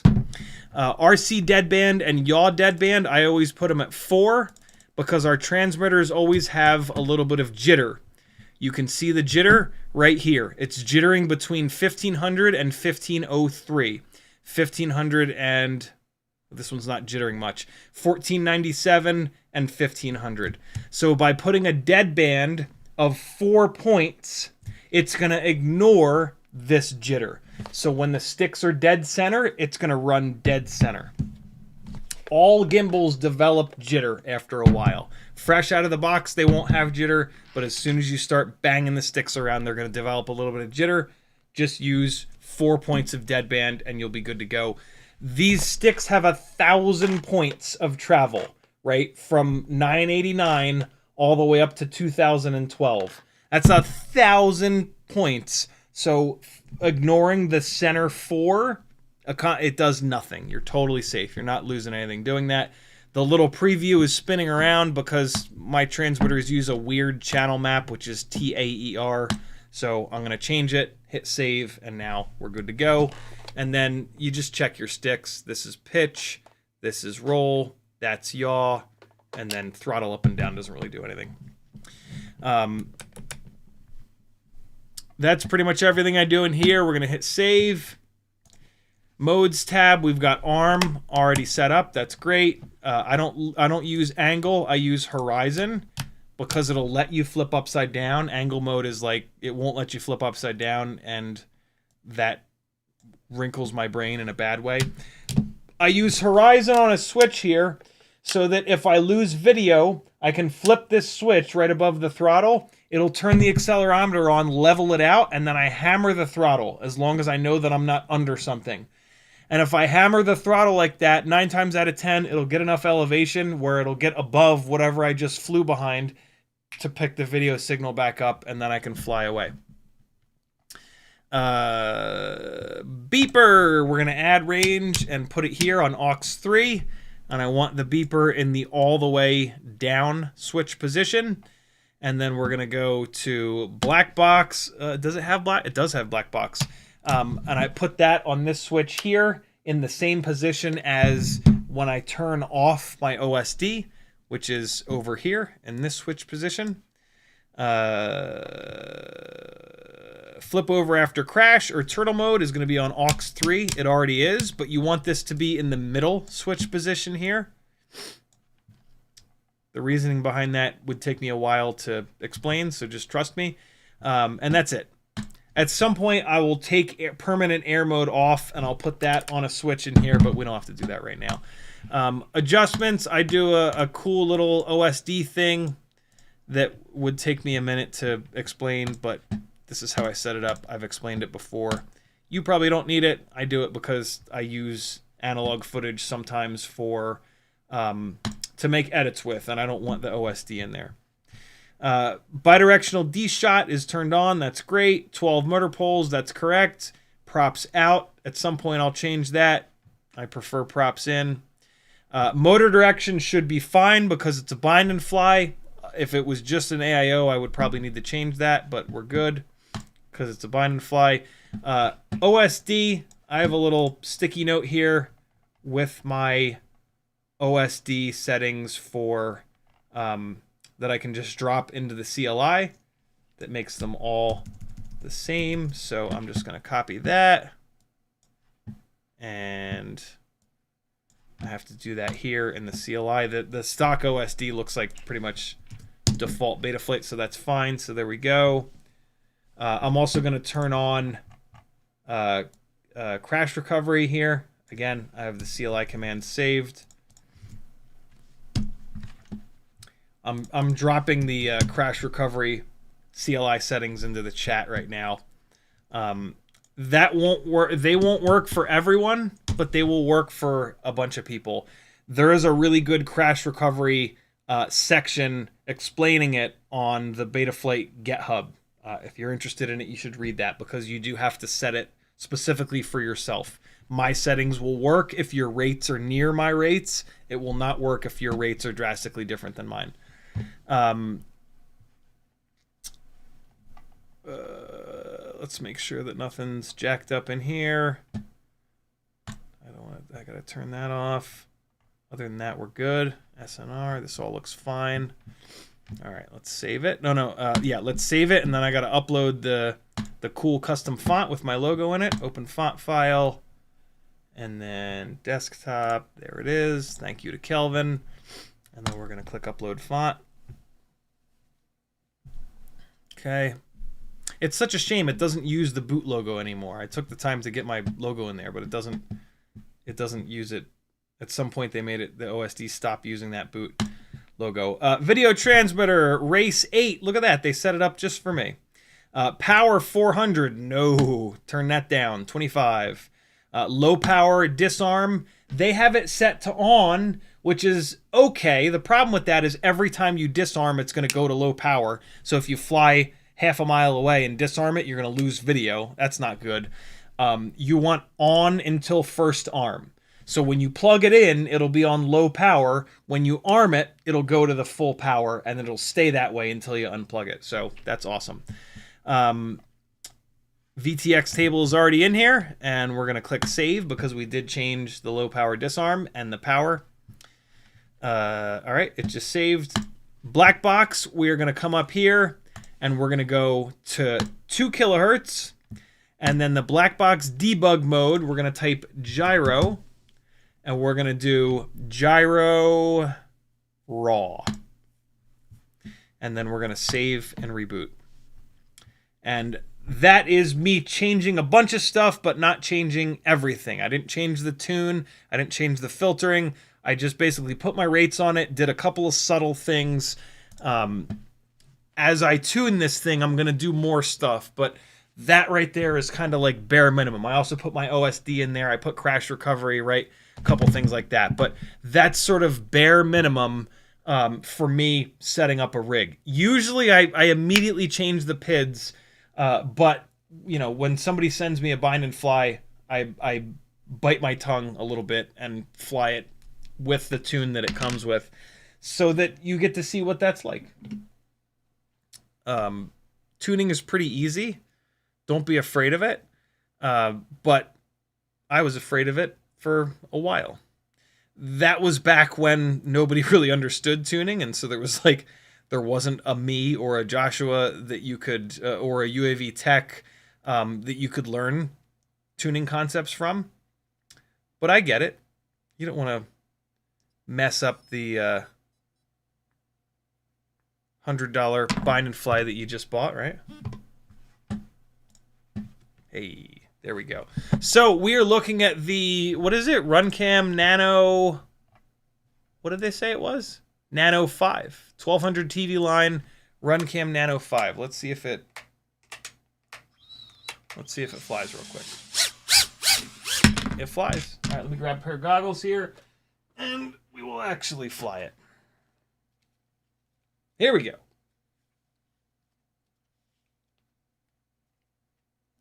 I see a bunch of orange in the chat, but I want to try to get through this. Why is the battery?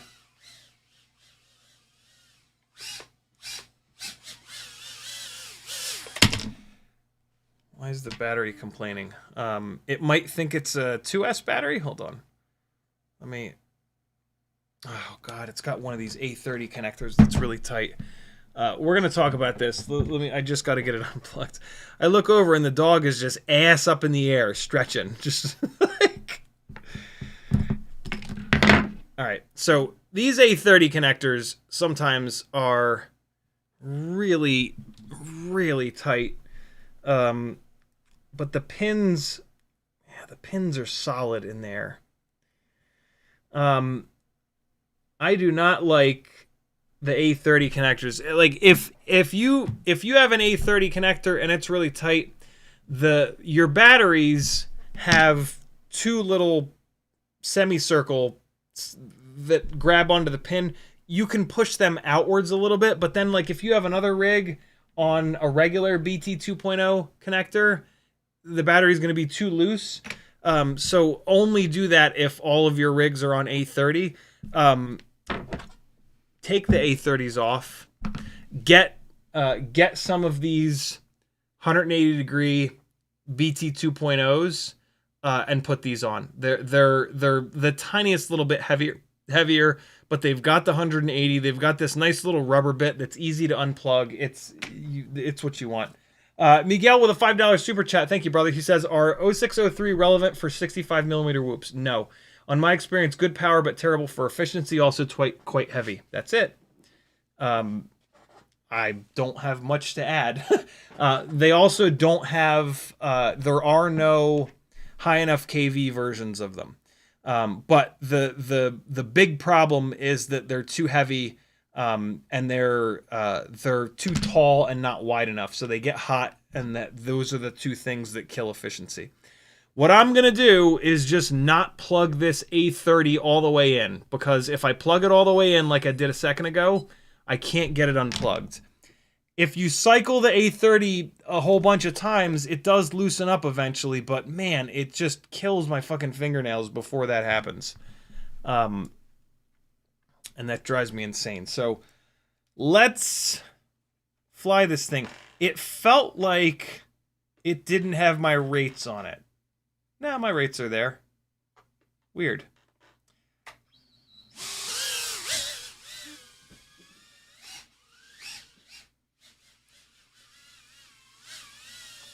It feels weird. Why does it feel so weird? Oh, it feels weird because of the PIDs. It's got PIDs that are drastically different than the ones that I usually run. Wow, this is wild what a difference the PIDs are making. Look at this dog, man. Power's actually not that bad. It's not as bad as I would think. Probably because of these 1219 props being very pitchy. The camera is very bright. Like I said, the camera will be good in low light. It is good in low light. I don't have a lot of lights on in this room. I've got purple, red, purple over here. And then I've got purple, red, purple here.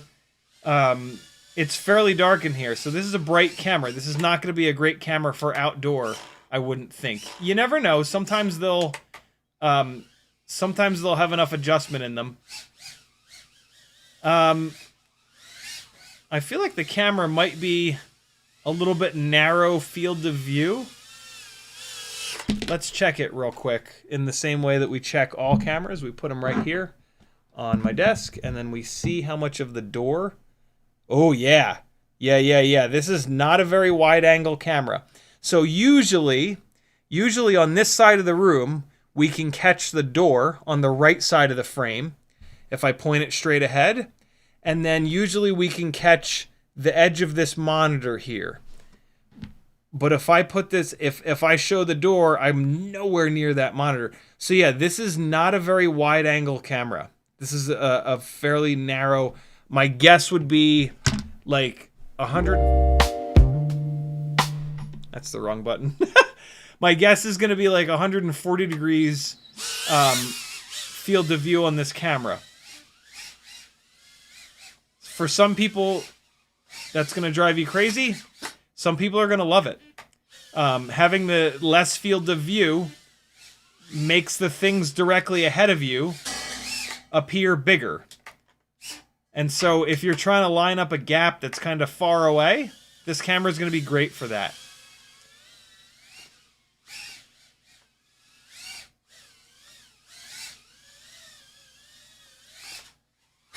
I tried to throw that back into the dive tunnel. Nowhere near the performance of the new Air65 V2. That thing is lighter and has more powerful motors. But this is certainly flyable. When I come off the throttle, it's not spinning the motors down to 0. I'm going to try to fix that with some tuning in a minute here, but let's get through this. Oh boy, let's get through this first battery. Wowee, I'm having a rough time getting used to this.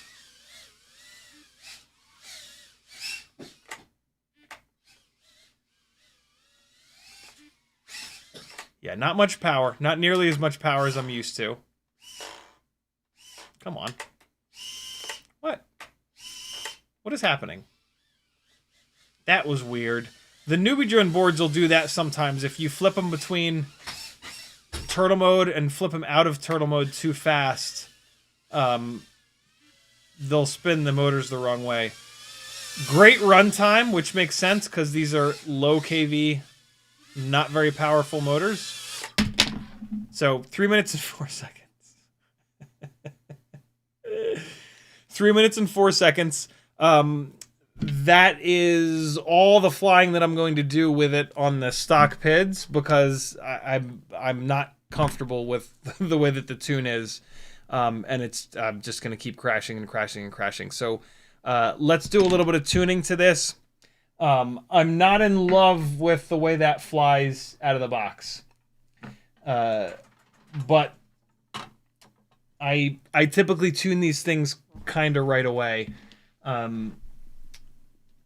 The motors don't make much power, which I'm not used to. I'm used to much more powerful setups. The all-up weight is fine, but yeah, that was tough. Let's see if I can clean it up a little bit with some tuning and make it a little bit more familiar to me.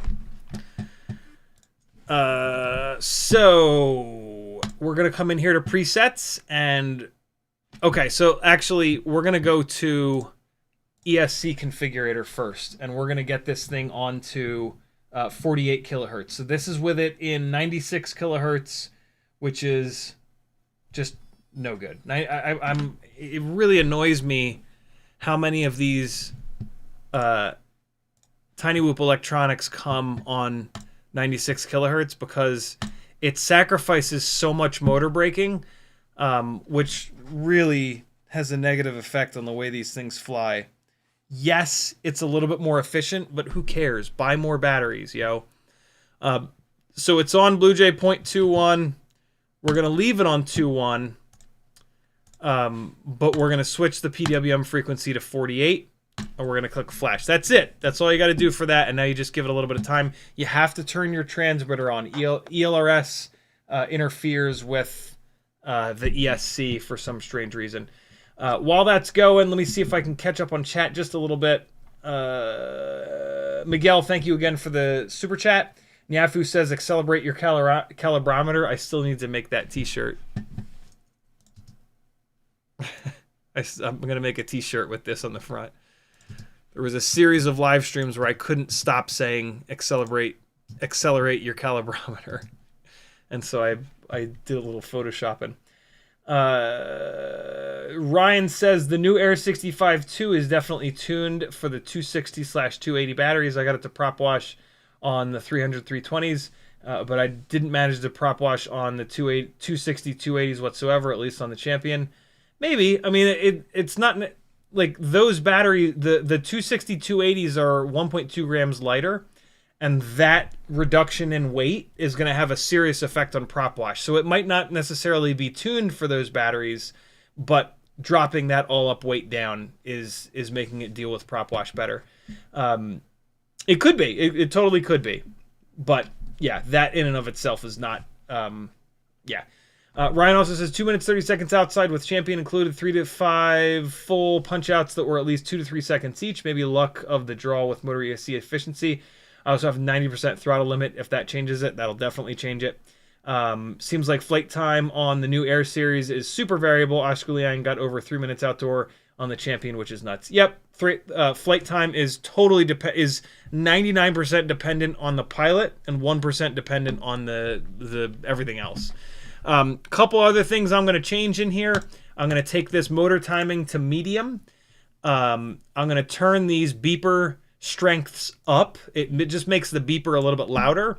And I'm going to take the beacon delay to 2 minutes. If you plug it in and you leave it sitting there for 2 minutes without arming it, it's going to start beeping and saying like, hey, yo, I'm getting hot. Unplug me or fly me, bro. All right, so we've got the ESC settings sorted. We're going to disconnect, and now I can unplug the battery. And so that right there is going to give it noticeably better flight characteristics because we've just made the motor braking a lot more, a lot stronger. But I'm going to do a couple other things. Express LRS 250.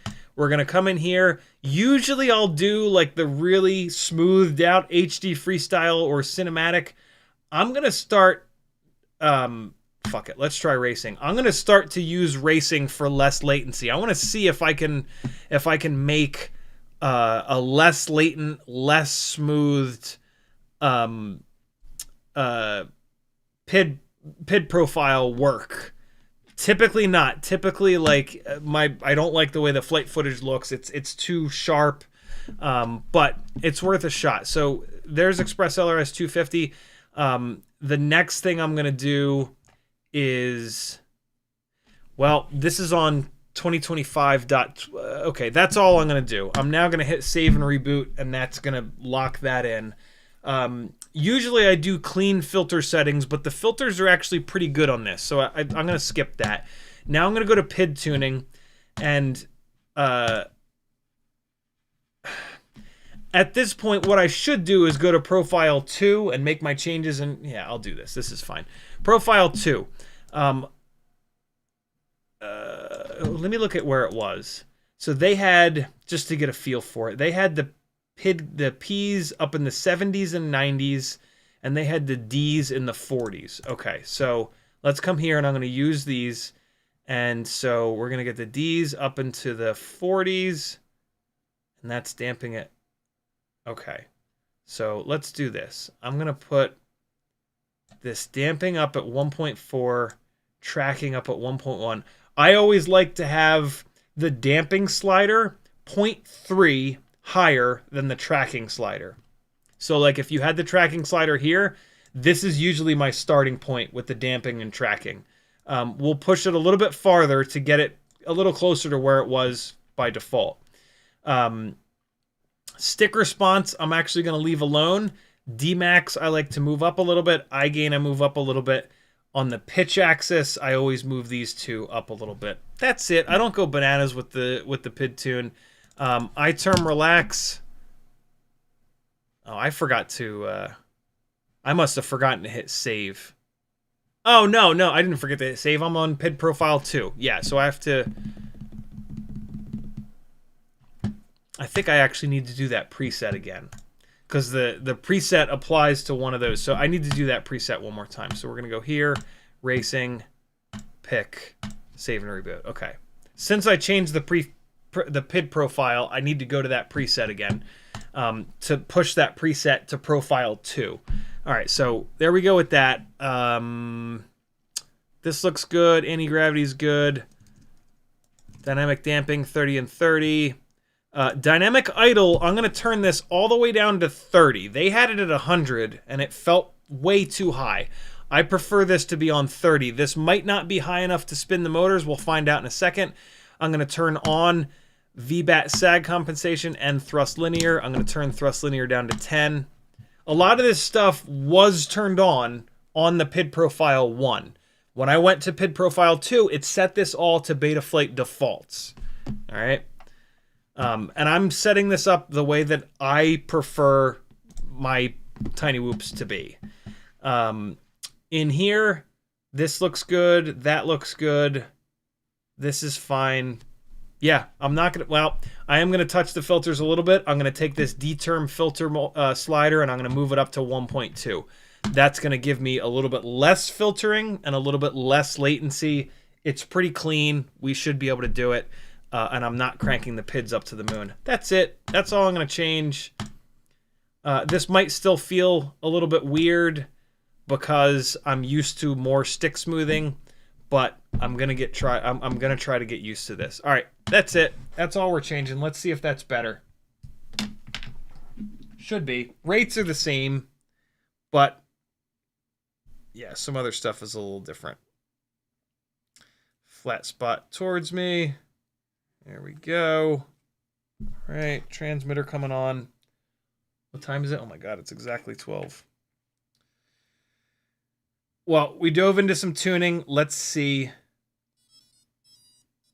how we did. One thing that I forgot to do is up the maximum cell voltage in the battery tab. That's why it was saying low battery. It thought that there was a dead 2S battery on it. That's kind of an annoying little thing. I'll show you that in a second if I need to hook it back up to Betaflight.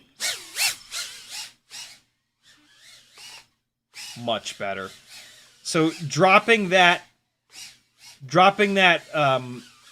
idle value down has fixed the issue where the motors weren't spinning down enough. And then putting it onto 48K has a bunch more motor braking, which just makes it kind of better. It's still pretty underpowered from what I'm used to, though, which you really got to see on that giant power loop. I don't even know if I can do the mega power loop with this. Let's try it a couple times. No, I can do it, but I just have to really, really hang on the throttle. So let's see how long it takes me to get it. Nope, not even close. Come on now. Ugh. Having to change my timing on this is rough. There it was. Nope, still hit the ceiling again. Oh, boy. The thing that's killing me the most is the lack of power.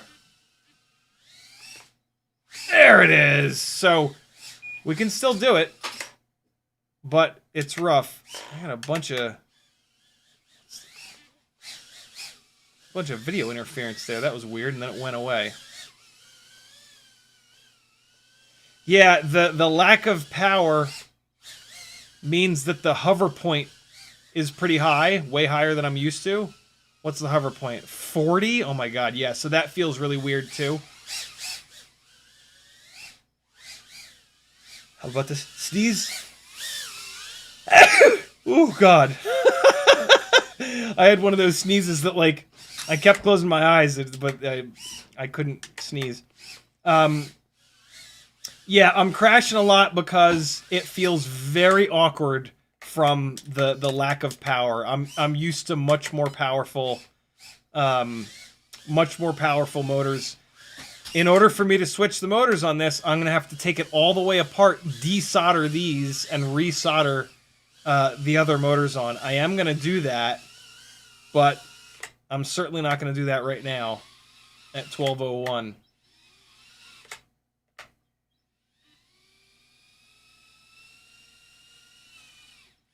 Teddy, can you be a little bit more animated than this? Look at those eyelashes, man.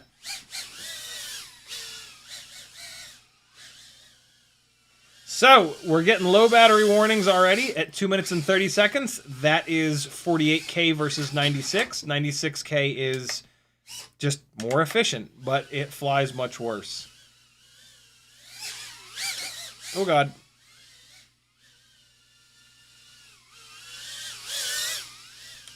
I haven't flown a tiny whoop at this lower power level in a while, and I am really struggling. It's just not what I'm used to. Oh, no, we got 3 minutes. We got a little over 3 minutes. So the runtime is still okay. With the lower power motors, you're going to get more runtime. I would rather have more power and just run more batteries on it, but that's just me. If you're looking for runtime, lower kV motors are a great way of doing it. Yeah, if I put 50 batteries through this, I could get used to the lower power setup. I'm not gonna. I really prefer being able to do a quicker throttle blip and have it sail across the room. What else? It's going to be very durable. This frame is very durable. This HappyModel frame is very tough. I don't love this frame because the propellers sit. See if I can show you. The tips of the propellers go below. See that? Right to the in between my two index fingers. See how the propeller is below the duct. So what happens is when you crash into stuff, the tip of the propeller slides below the duct and it hits the standoff there. It hits the support. And when that happens, it stalls the motor out. And so every time I bump into something with this, it falls out of the air because the propeller sits a little bit too low. The Cockroach V3, the Cockroach 65 V3 frame, I don't have one, yeah I do, is not like that. The propeller rides around the ducts a lot better. See that there? And so when you bump into stuff, the propeller hits the smooth surface and it keeps going. And so you bump into stuff and you don't crash to the ground. It doesn't stall the motor out. This is actually the frame that I will swap this onto. This has the VCI 0702 30,000 kV motors. This will have the right amount of power. This is the setup that was on the crazy G473 that blew up. The other thing that I could have done with the setup here is I could have just taken this previous crazy G473. I forgot to do this. I meant to do this. And I could have gone into the CLI and typed diff and then just copied all of the things that come out of that and then just pasted them into this. But instead we went line by line, which is fine. Let's do one more battery. Let's see if I can get a little bit more used to this. One thing that I'm absolutely going to do with this one is take as soon as I'm done flying, I'm going to take a little bit of E6000 and I'm going to put it on the tip of the wire antenna because that might be the reason that the other one blew up. And I just figured out why I was getting some video noise. I have lost my video antenna on here. On one of those crashes, the video antenna popped off. It did not take the UFL with it, but the whip antenna is somewhere in this room. You want to E6000 the UFL down so that doesn't happen. And while you're at it, put a little dot of E6000 on the tip of the ELRS antenna. The tip of the ELRS antennas can sometimes be, the wire itself is enamel coated, but sometimes when they cut the antenna, they can expose a little bit of the metal. If that metal jams into metal on the AIO, it can blow up the ELRS module, the ELRS chip. And that might have been what happened to this previous crazy G473. Maybe it's not, but Frank Nicholas suggested that, and it's kind of the only thing that I can think of. And so it's just a little bit of preventative maintenance. I need to put it into never run these things without an antenna. It's really bad for them. I've got an ultra lightweight antenna here that I'm going to see if I can just swap in real quick. This will be our mod that we're going to do. We're going to do a lightweight antenna. We'll weigh it with this super light antenna, and it'll be a little bit lighter than it was out of the box, as long as I can get this thing plugged in. Let me put these readers on because I can't see shit lately. Getting old, friends. Turn 45 in a couple of months. I don't know why I'm having an allergy attack. It's kind of annoying. Jesus, this UFL is very tight. Wow, what the hell? Come on, man. Plug in, you bastard. What? Bro. I usually like to do these with my fingernail so that I can feel them click.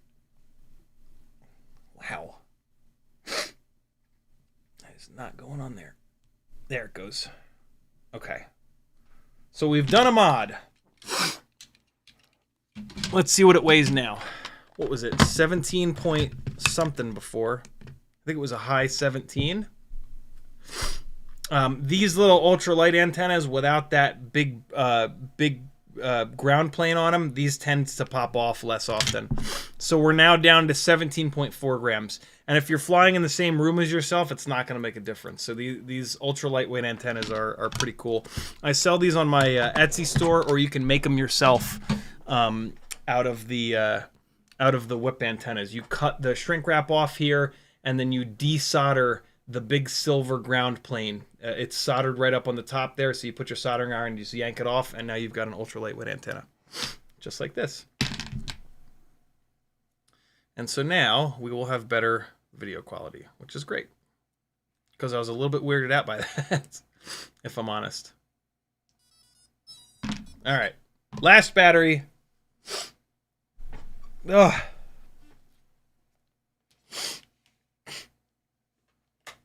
Let's see what's what. Yeah, video's much better. See how I hit the bottom of that gate? I expected a lot more power,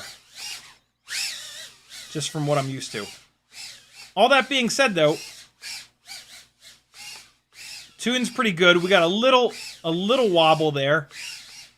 Let's get that little wobble out. We can do that in here. Profile, simplified tuning, D-gain slider, we're going to go from 1.4 up to 1.6. P&I slider, we're going to go from 1.1 to 1.3.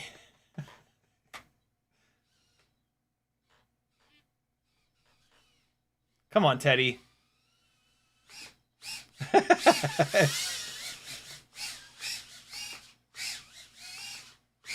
Prop wash is a little bit better.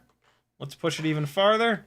Profile, simplified tuning, 1.6 to 1.8, 1.3 to 1.5. I'm moving those up by 0.2 at a time. That's usually enough to be able to tell a difference, and now the prop wash is gone. There was just a tiny little bit of it.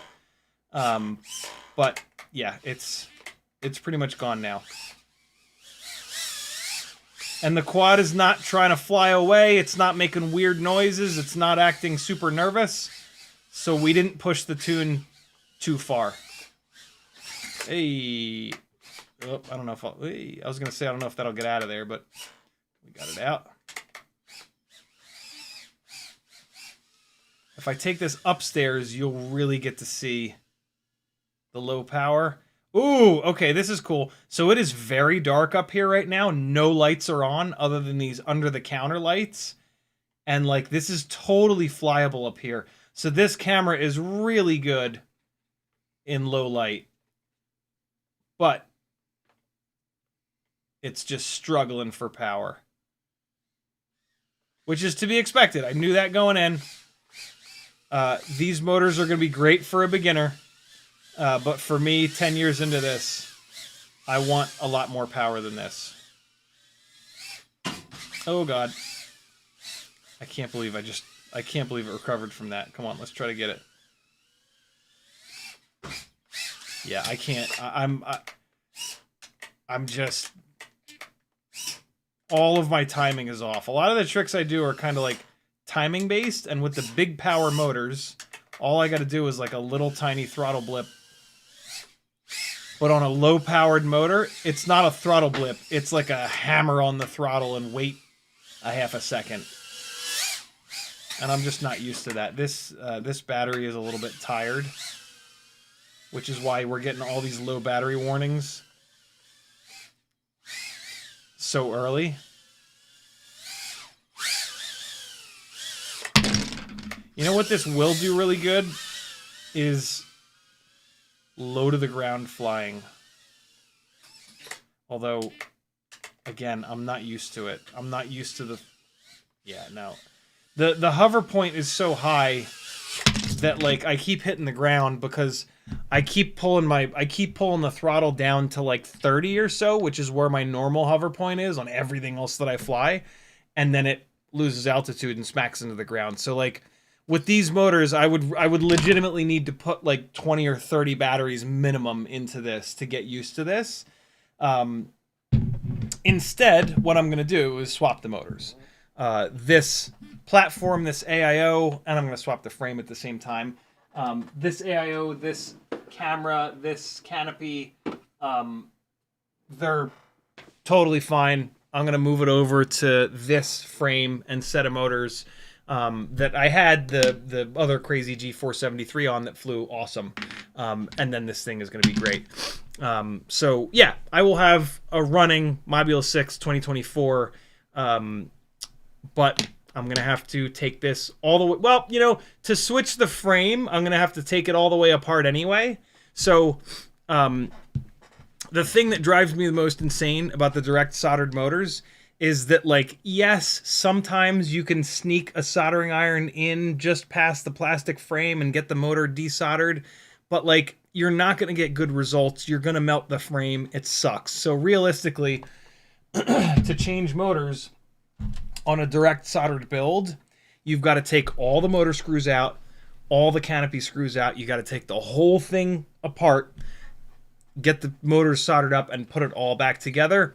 In this case, I don't like this frame anyway, so I'm going to swap the frame. So I have to take the motors out to swap the frame, and I have to take the canopy. So it's all good. Is it annoying to direct solder these itty-bitty little motor wires? Yeah, absolutely. But you get a little bit more efficiency and a little bit more power by doing that. You don't really get more durability. I think you actually get, in my experience, you get less durability from the direct soldered motors than the motor plugs. So I'm pretty diehard on motor plugs over direct soldered, but you got to make your own mind up with that. For me, for freestyle, for cinematic, it's motor plugs all day. For hardcore racers, it's direct solder all day. Which are you? You know, or if you're a hardcore racer looking to save a tenth of a second, you're going to be direct soldering the motors. If you're not that, I don't think you should be direct soldering motors. That's just me, though. If you want practice soldering, force yourself, maybe. Yuke says, I tried out Ant Light Nano for the first time since I started flying. Kind of don't like it anymore. LOL. Yeah, I'm not a fan either. CMYK's in the house. He says, what's the word on those new Lava 320s? They're really good. But I got to be honest, I am more impressed with the Lava 280s. These are 1.2 grams lighter, and they're really, really good. These are awesome. You sacrifice runtime for sure, but boy, saving 1.2 grams is pretty mega. So yeah, of the new Lava V2 batteries, these are kind of my favorites. Next time I buy batteries, I'm gonna get another set of these. Ryan says, what do you think? Why don't you think there are any whoops with asymmetric motor spacing, like back motors wider than the front? I know it was a trend on bigger quads, but it seemed to have fizzled out. It's just bad. It's just a bad thing to do. Having the motors be asymmetrical creates two different resonant frequencies, one for the longer rear motors, one for the shorter front motors. It also adds weight.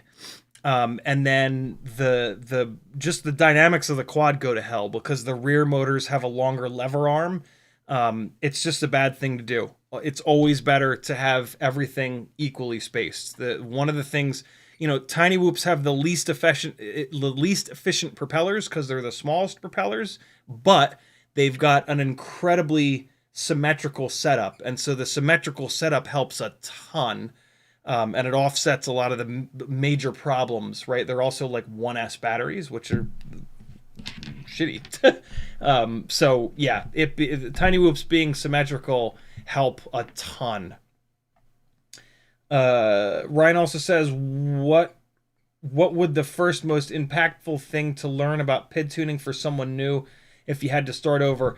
You take the master multiplier and you move it up and down, and you check out the difference that it makes. Ryan also says, what are your overall thoughts on the Mob6 after flying so far compared to other light? So we've been talking about that. He also says you don't set your usual throttle expo on this one. I don't, because I didn't know what the hover point would be. Also, with this little power, you don't need throttle expo. We use throttle expo on the really high powered motors because our throttle throw is only this big, and a really powerful motor makes that like not enough of a throttle throw. So we use throttle expo to fix that. On motors that are this sort of low power, you don't really need throttle expo. Apache Spoke with Disciples says, how you doing, bro? I'm still pretty effed up. Feel better, brother. I'm so sorry, man. I'm doing good, though. Feel better, man. Mash through. Ryan also says, I promise this is the last question. What are your thoughts on contact enhancer on motor plugs? I still haven't done it, but it's coming up. I got to get little tiny bottles. We're going to be trying it out at some point, maybe next week. Thank you for the wealth of information you've bestowed upon us this evening. You're welcome, friends. Thanks for hanging out, people. CiottiFPV.com to support me. It's the only way that I can do this. And, you know, the bigger we grow this, the more stuff I can test and buy and all that jazz. So tell your friends, take a clip of the stream and post it in your local group. Come on, camera. Get your shit together. There it goes. Yeah, let's keep rocking in the free world. See you guys on Friday at 7 o'clock. Right? Yeah. And now it says Eastern. Be good, people. Here's some more flying from the dog park. Hey, here's the Air65 II. I wanted to actually fly. Hang on. I really, really, really wanted to back all of this up by flying the Air65 V2 because that's the biggest kind of thing I can do to show you the difference between some of these current bind and flies. So we're going to do this real quick. Shit, I'm going to need to unplug that real quick. Air65 II. Pretty much default. I think I've got like my tune on here. I switched the antenna, but other than that, this is right out of the box.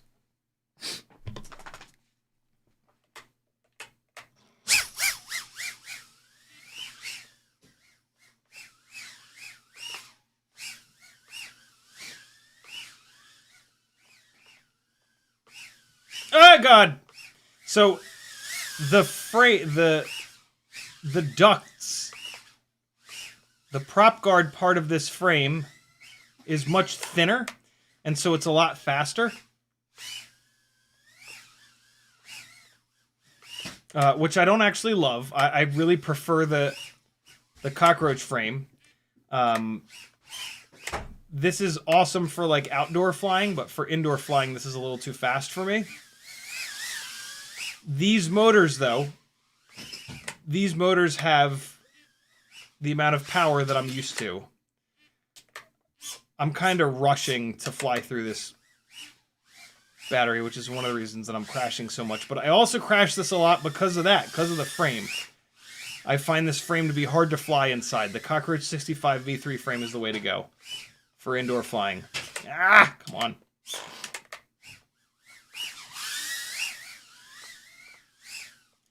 You can also see there's a pretty big difference in runtime here. With powerful motors comes a lot less runtime. I am flying this pretty hard, though, in fairness. Hey, oh boy. No, come on now. This is not a great battery. I usually get a little bit more runtime than this. This battery must be a little hurt.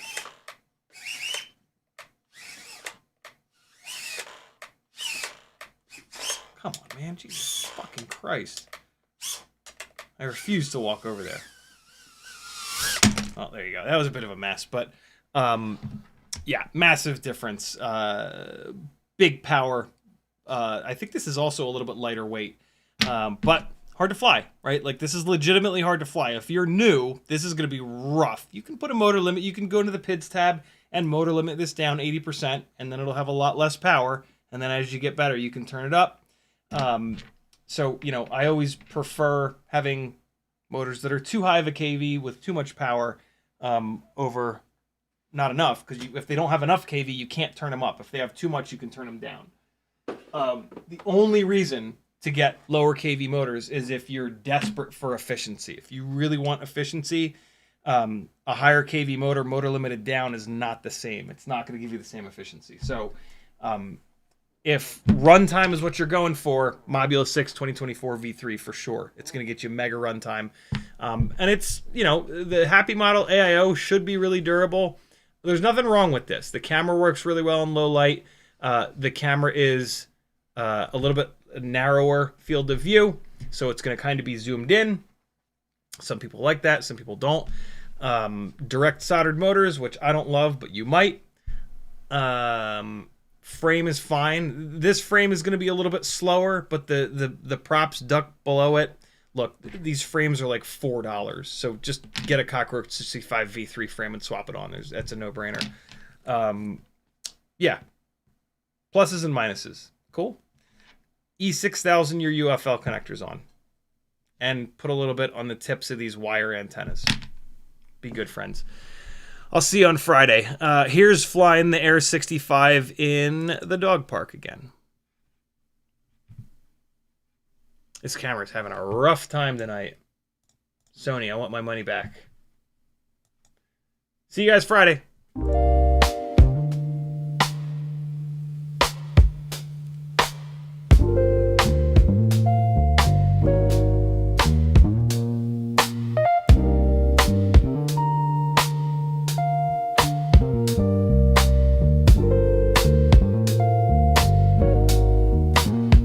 Yeah.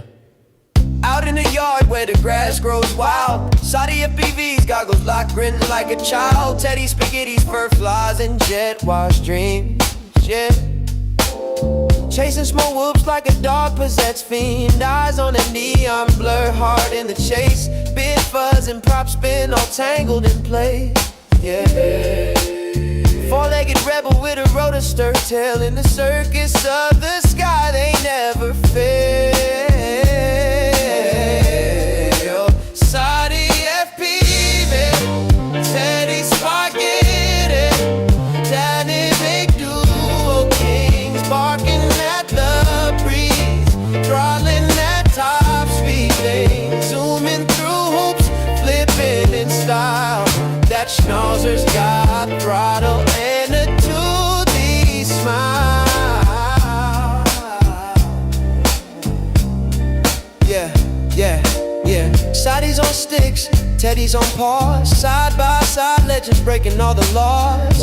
Through the kitchen, over couch scale terrain. Backyard mayhem in their flight domain. No ground too sacred, no loop too tight.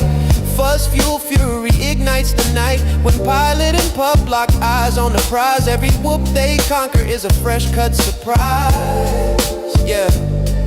Yo, Soddy behind the sticks, Teddy's leading the pack. Prop guard missiles unleashed, never looking back. No leash, no map, just freestyle mic. They on the dog drone streets every day and night. Said whoops, hitting low, gotta nail the dive. Teddy push throttle up, feel the beast come alive. I see the neon arc, got the sticks locked in, Teddy. Yeah, let's rip this loop, ride the roar of the wind, Teddy. Yep. Yeah, CiottiFPV, Teddy spaghetti, diamond and duo kings, barking at the breeze, throttling at top speed, zooming through hoops, flipping in style. That schnauzer's got throttle and a 2D smile. Teddy spaghetti. Barking at the breeze, throttling at top speed, things zooming through hoops, flipping in style. That schnauzer's got throttle and a 2D smile. Yeah, when you hear that bar cut the rotor hum, you know Ciotty and Teddy's mission's just begun. FPVs, fur-faced legends, legends singing loud. Yeah, Teddy spaghetti and CiottiFPV.